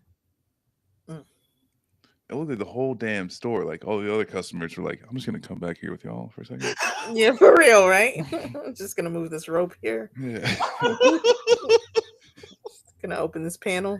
Yeah, y'all. Someone says, "Can you imagine the voices that tell her to say this stuff? If the voices are me." Yeah. That's voices are all Jason. I think we're hearing it all unfiltered at this point. The voices are just me, and I'm like, "Hey, you really want to like? This is funny." Because I got snitched out and I got niggas all up in heat on my house. So when she says niggas all up in heat, are they excited to mate? You know exactly what that means. Yes. Sound like Ghostface. Niggas is fucking around my gate.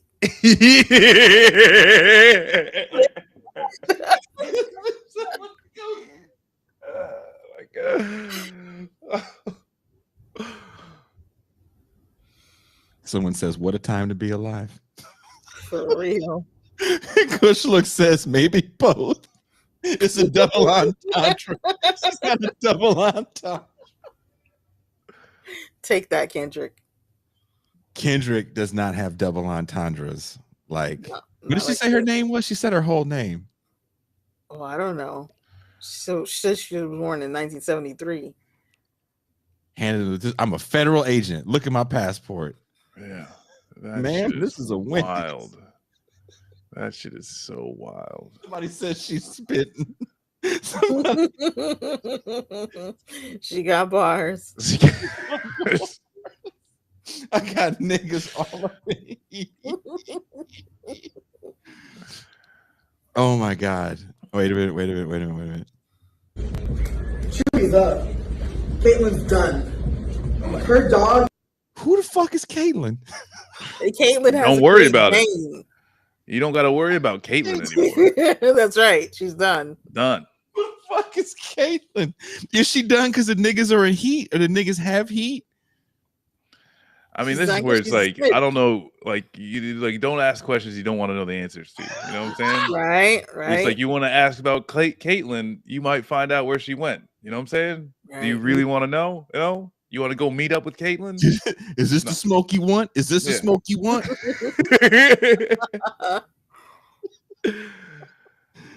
Okay, it's almost over. Is a great date. Is he allowed to shit all over my house? Who is allowed to shit on me? Who shit in the streets of IMT? What is IMT? I don't know what IMT is.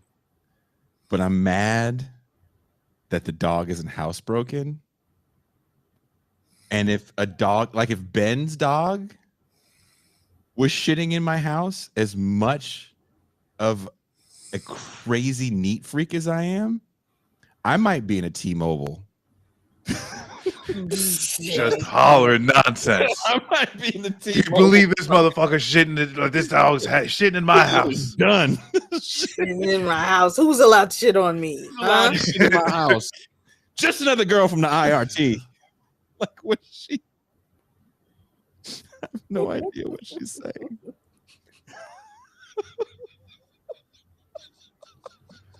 Somebody says, "Stop it, y'all killing me," just because you said that. That snitch, Caitlyn. So all these white bitches that think they own something, I'm not afraid. Do you want a word, nigga? Talk to Offset. Oh my God. Talk to Offset. He's one of the Migos.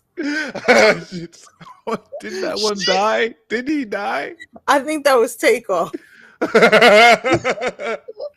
Offset, I think, is the one that's with Cardi B. Oh, word. You know how people say, "Well, that escalated quickly." No, it didn't. That was a slow burn. He walked in the door with 2 sticks of dynamite, juggling that shit. She fucking came. Kaboom! Guess who stepped in the room? God. That bitch Caitlyn. Dun, dun, dun, dun. Shut the fuck up. Dun, dun, dun. Caitlyn snitching on niggas, so what's up?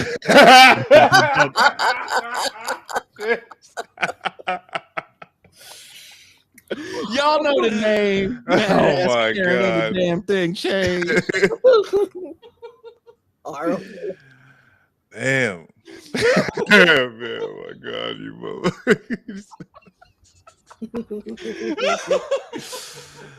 I gotta listen to that song. Somebody said the Kool-Aid Man entrance and the N-bomb. Oh, apparently IMT is Iron Mountain in Michigan. In the up in the she's in the This is where Ben is from. Yeah. Oh my I believe God! that. I'm about to send this to Burgess and be like, Man, this is a normal. This This lady's not schizophrenic. She's not on any types of drugs. This is a normal Michigan lady on a bad day. All right, I don't feel bad at all. No longer feel bad whatsoever. This is a normal Michigan ass lady going about her business. Yeah, just caught her at the wrong time. Fucking Caitlyn ass. This is all Caitlyn's fault. Real. Meddling ass bitch. You gotta relax. Talk to First Offset. off, you gotta relax.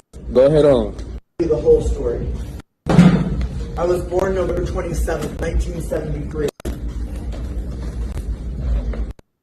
Hello, Mom. I'm a federal agent. It's also Offset. He is Amigo. He did with kilos. Dun, dun, dun, dun. Every time I see it, that's all I hear is Pheromone rap. Because you like as soon as she opens the door, and it's just like bah, bah, bah, bah, bah, bah, bah, bah. I'm a federal agent. Bah, bah, bah, bah. Hey, one of you talented ass people, and there's so many of you watching this show. If you guys can put that instrumental to this, I don't know what I can give you. Ask for something, and I'll try to send it to you. That's what you win if you get the guitar. You do it right. I can't give you the guitar. I'm over here making promises. You get a free trip to Jason's apartment. You get to hang out and leave with the guitar. Sleep on his couch. Sleep on his bed. Take a shower. Throw shit all over his apartment. Not shit in the apartment. Caitlin's Great Dane. Who gets the shit on Jason? Not Caitlin. Not Caitlin's dog. Oh my god.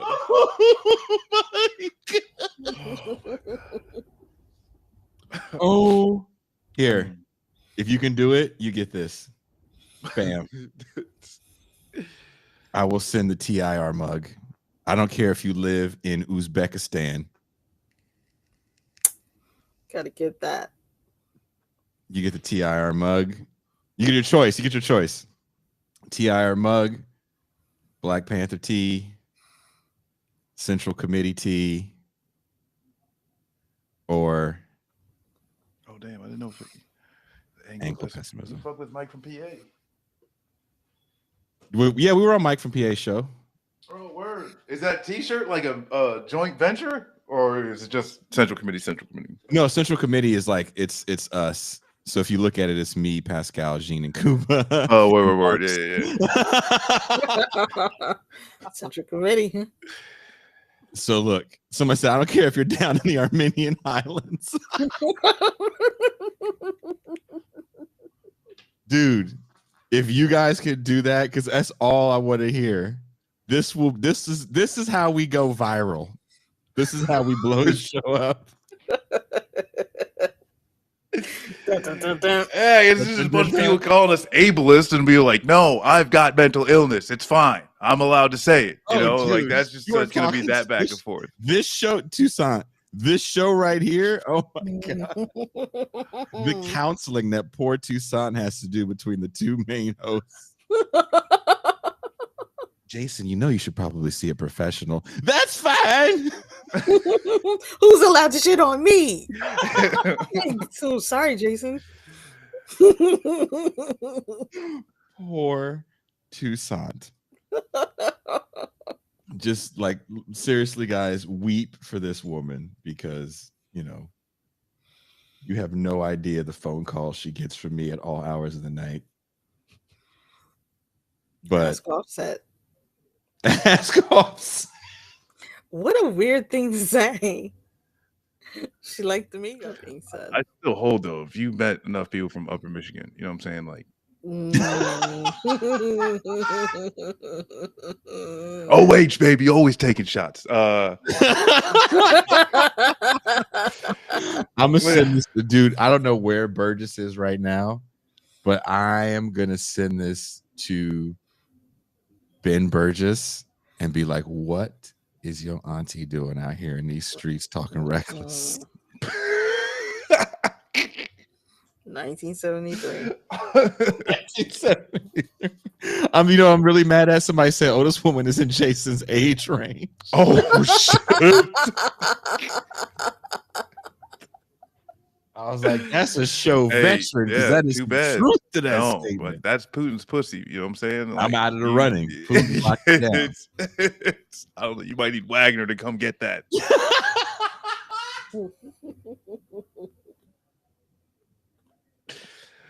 Oh shit. Okay. Deep breath. Deep breath. There's no more calls, right? No. There's no We more did it. We super did it, chats. dude. We did it. I don't know how many calls we had for the day, but this is, to San's point, this is the most calls we've had. Last night, I laughed until I cried with people talking about just everything, but mostly the movie Pump Up the Volume, which was a lot of fun to watch with you guys. Thank you, Jeremy, for making that happen. Jeremy doesn't get enough love. Jeremy makes all the movie nights happen. And again, thank you guys for all the super chats. Thank you guys that are watching the show, that are going to listen to it on the audio only. Do us a favor. Share this with your friends. Be like, look, there's these people that do a show, and sometimes they're smart, but when they're not, it's really entertaining. When they go off the rails, they really go off the rails. This guy makes such a left turn to Crazy Town that there's no way to corral him. I like how our interviews are always serious, and then it's just like we already have all the answers by now, and it's just crazy town. It's just crazy town. Like understand, as I will turn this computer off, I then have to finish the piece I'm writing, the script for the video essay, and then the only fun thing I'm doing, which is kind of fun, is this thing Ben and I are doing. I have to cut the clips up for the trailer for that. It's like we're kind of immersed in seriousness. Mm-hmm. As Marcus will attest to, who called me out on this a while back, you have to do a lot of reading to be on the show. Absolutely. And it ain't the newspaper. No. Oh God. You'll be lucky if it's the newspaper. No. So which is fucked up is because you sent me show notes for this show that was completely for a different show. I read through the whole thing and I'm like, this motherfucker set me up. I agreed to it. This is a totally different show. And then as soon as you click up, it's like, oh, this is the show we actually talk about. He made me read for nothing. I saw it. It's fucked up. Can you agree with the pros of those notes were informative, Marcus? It informed me to your treachery. Is that what you wanted? All right. Because I was like, motherfucker he told me this is a different shit, you know? It's like, because like the thing too is like, talk about hip hop and talk about George Floyd. Those are two very different mornings. That's true. Those are two very different mornings. Let me And see I about woke that, up dude. like, hell yeah, we're going to talk about hip hop. I click on the thing. I'm like, what? Oh, I saw that too. I was like, We're going to talk about George Floyd? I thought we were talking about hip hop.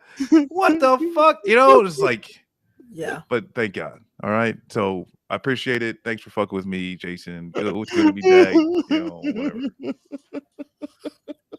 Threw me for a loop. It's not okay. I gotta wait.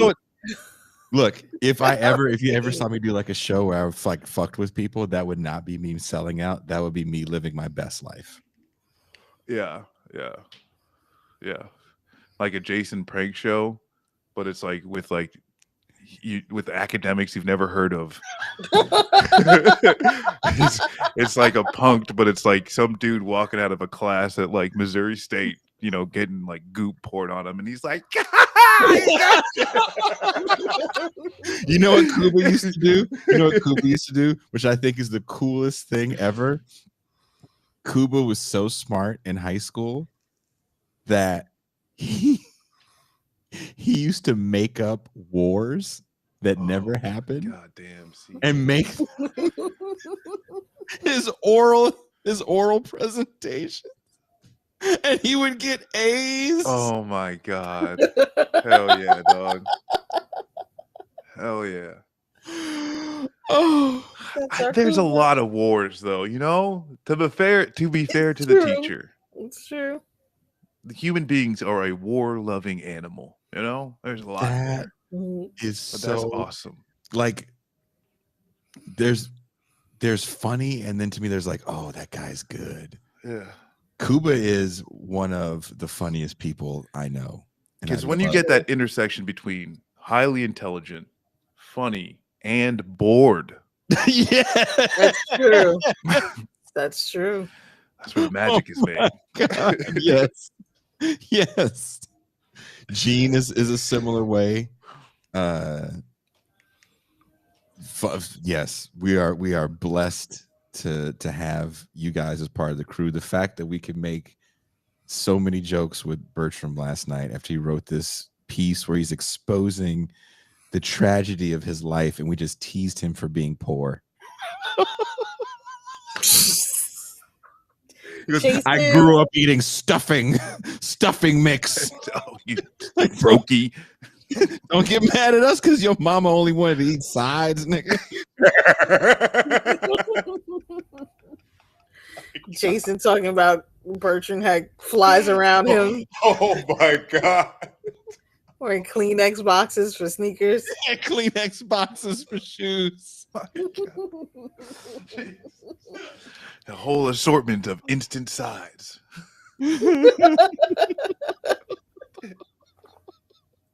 You got, somebody says you got stuffing mixed. Lucky.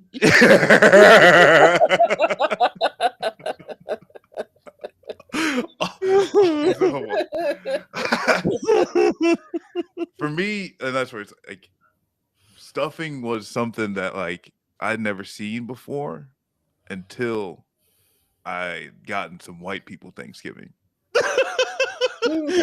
Like I might have been like in my like 19 or 20, and I had stuffing for the first time. I'm like, oh my God, like this is awesome. It is so good. Marcus is like a free slave. I was like, is this what white people did eat? That Marcus? He's like, oh ma'am, oh this is delicious. I was like, is this bread? This is bread. Lord mercy.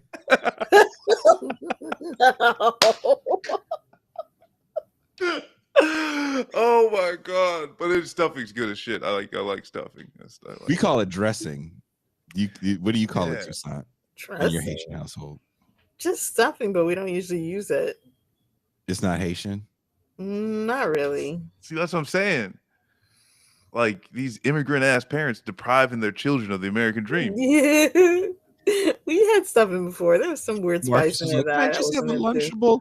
Bumbleclad Lunchable. You're gonna have a beef patty. Although, oh man, now I miss. I'm actually excited. Now you got me thinking about it. I'm excited to go home because like my mom has got like there's like a whole freezer full of beef patties that I'm going to destroy when I get back. Oh my Tower God. Aisle. The motherfucking golden crust, baby. I might get a golden crust. I'm gonna get a golden crust tattoo across my chest. This shit is actually you. That's when I sold out. All right. When you hear me, he goes, "Bring up above the God, rude boy," you know, and just doing a fucking Marcus doing his show constantly doing finger guns. The bloody boy down there, boy, the Democrats, boy, booyaka, booyaka.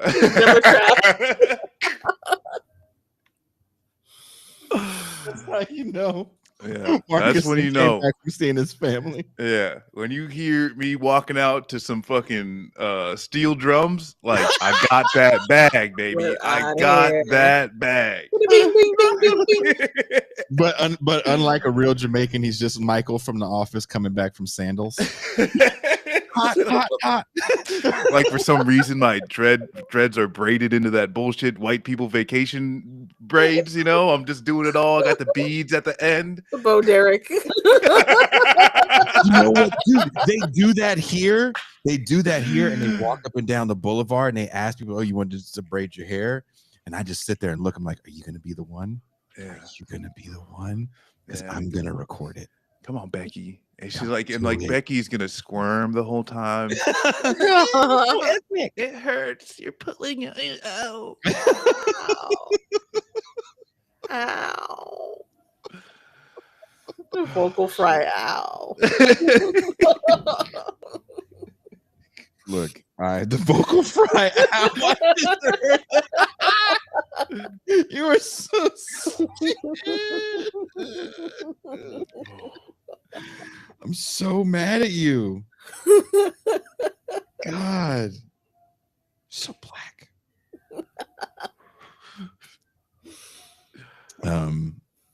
Thank you guys again for hanging out with us. Thank you.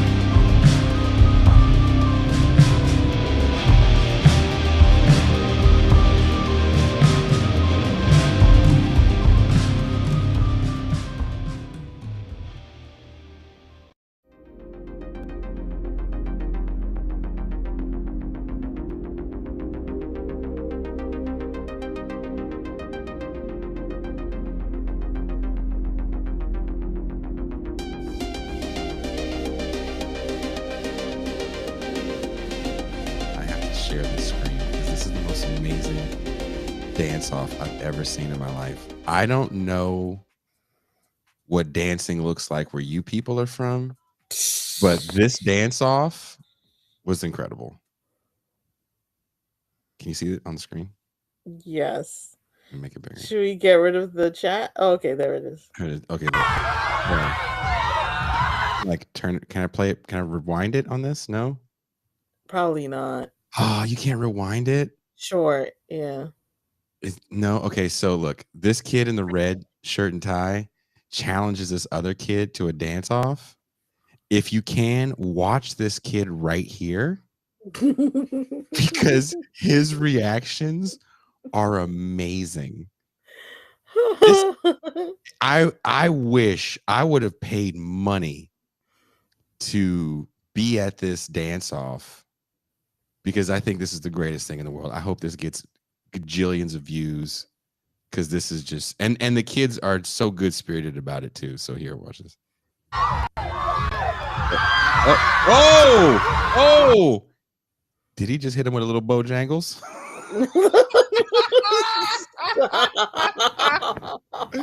Did he just hit him with a Oh my God. I'm sure the teachers have spit so much punch all over the place watching this. Look, hey! Oh!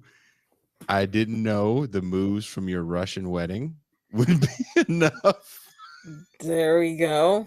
To win a dance off. Then he points at the other dude who does the most amazing series of moves I've ever seen. Heart stopping. Oh my God. And I watched this video like 15 times, and on the 15th time I was like, oh, this is what happens when there are no people of color in your school.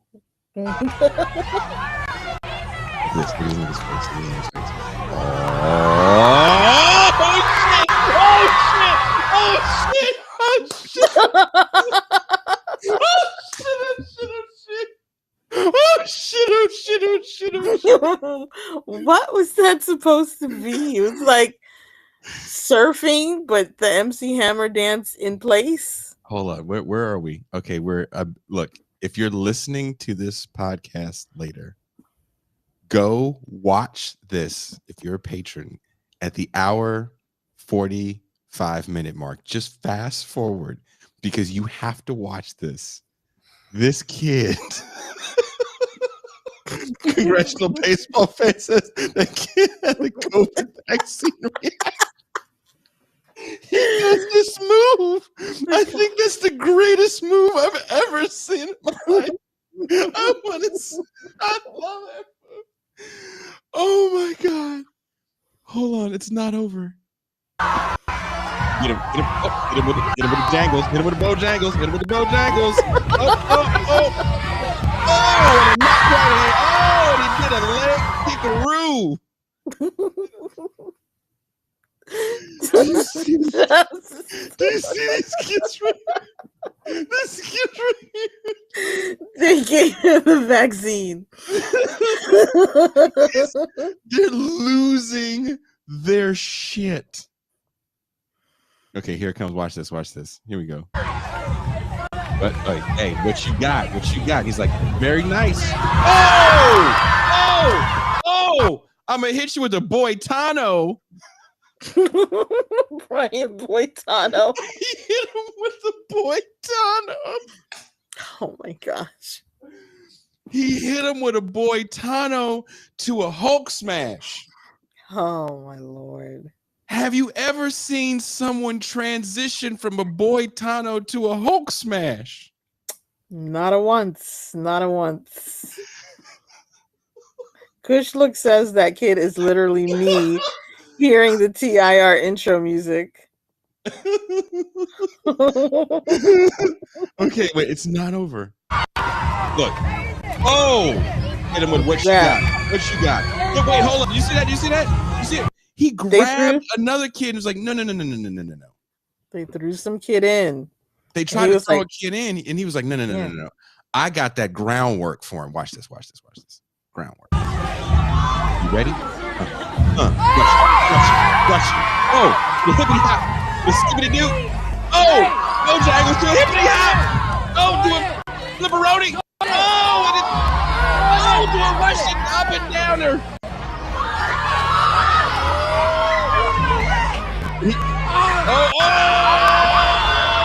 He's trying to do the Rick and Morty.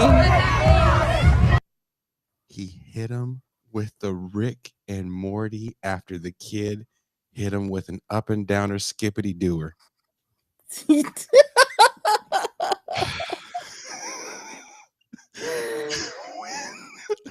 When you're in a dance off and someone hits you with the Soviet twice into a skippity doodah and the skippity doodah to a Bojangles.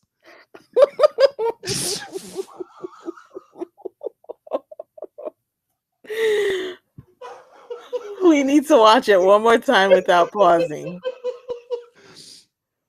And Tucson and I will continue to give you play-by-play.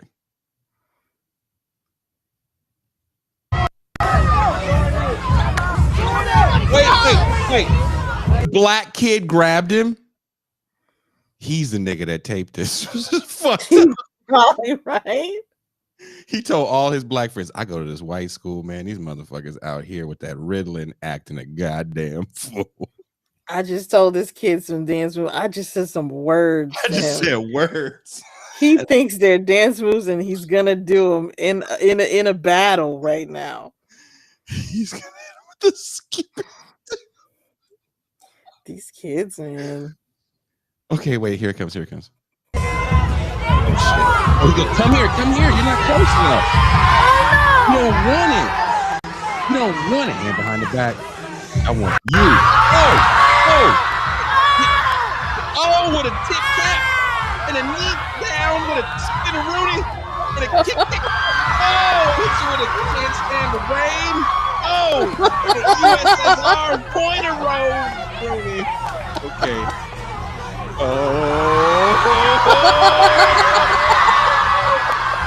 Oh my God, he hit him with a Elvis with no jangles. The no jangle. Oh, he gave him a donkey kick.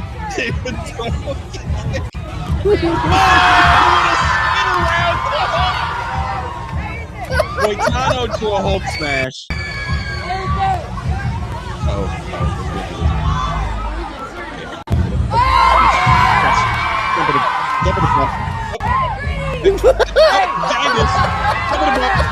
Oh, he went full USSR. Oh! He's back. Coming back. He's gonna Rick and Morty him. Rick and Morty. Oh, to a spaz out. Okay. These kids are so wholesome.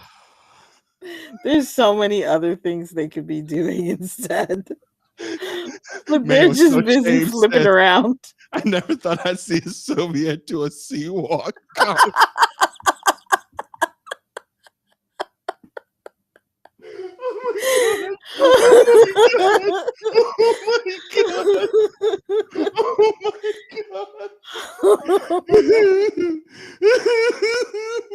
Dave called it the Bolshevik bounce.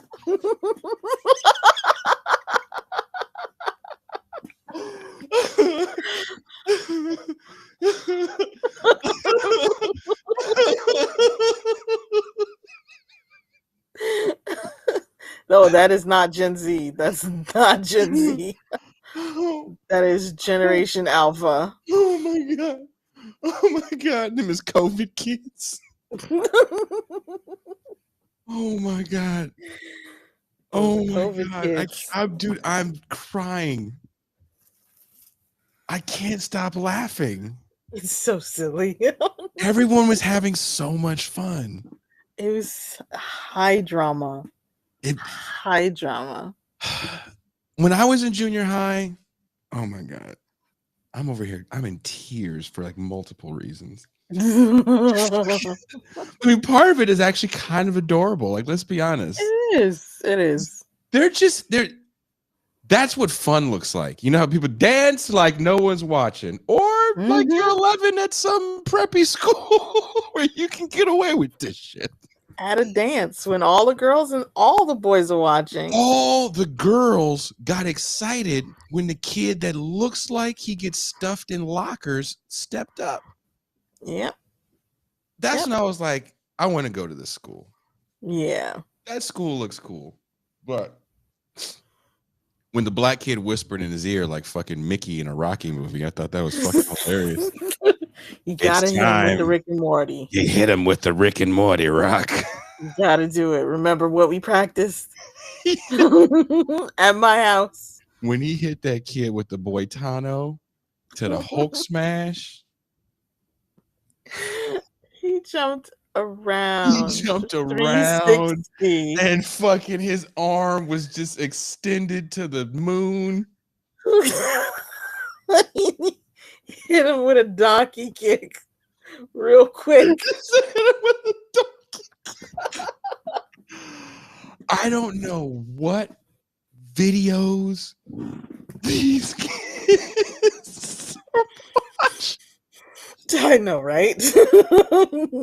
I've told my stories about being around the guys that choreographed a lot of the more famous videos. You know, Don't Go Chasing Waterfalls, Michael Jackson, Usher.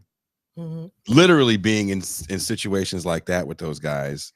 We were a little bit older and they were fucking incredible. Fucking incredible, right? They still are. I never would have had the balls. Yep. To start off with the achy breaky, like the way achy breaky. The confidence in the achy breaky is what kills me the most. It's true. It's true. Because he looks at me, he points, he's like, nah, bitch, I want you. You, Tyler. Yeah, I know you got your red shirt on. You ain't shit. Do your fucking. I know you know the Soviet. I know you know the Soviet. What else you got, though? What else you What got? you got? And he hit him with that Boitano. That was like every like ice skating movie you've ever seen. Fucking, he does like the triple Lindy and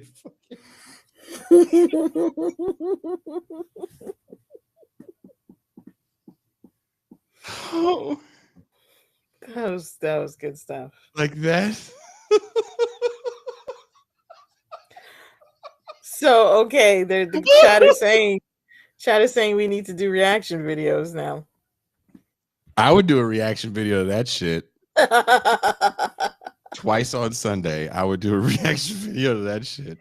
Like, I'm gonna cut this shit that we were saying and put that clip up.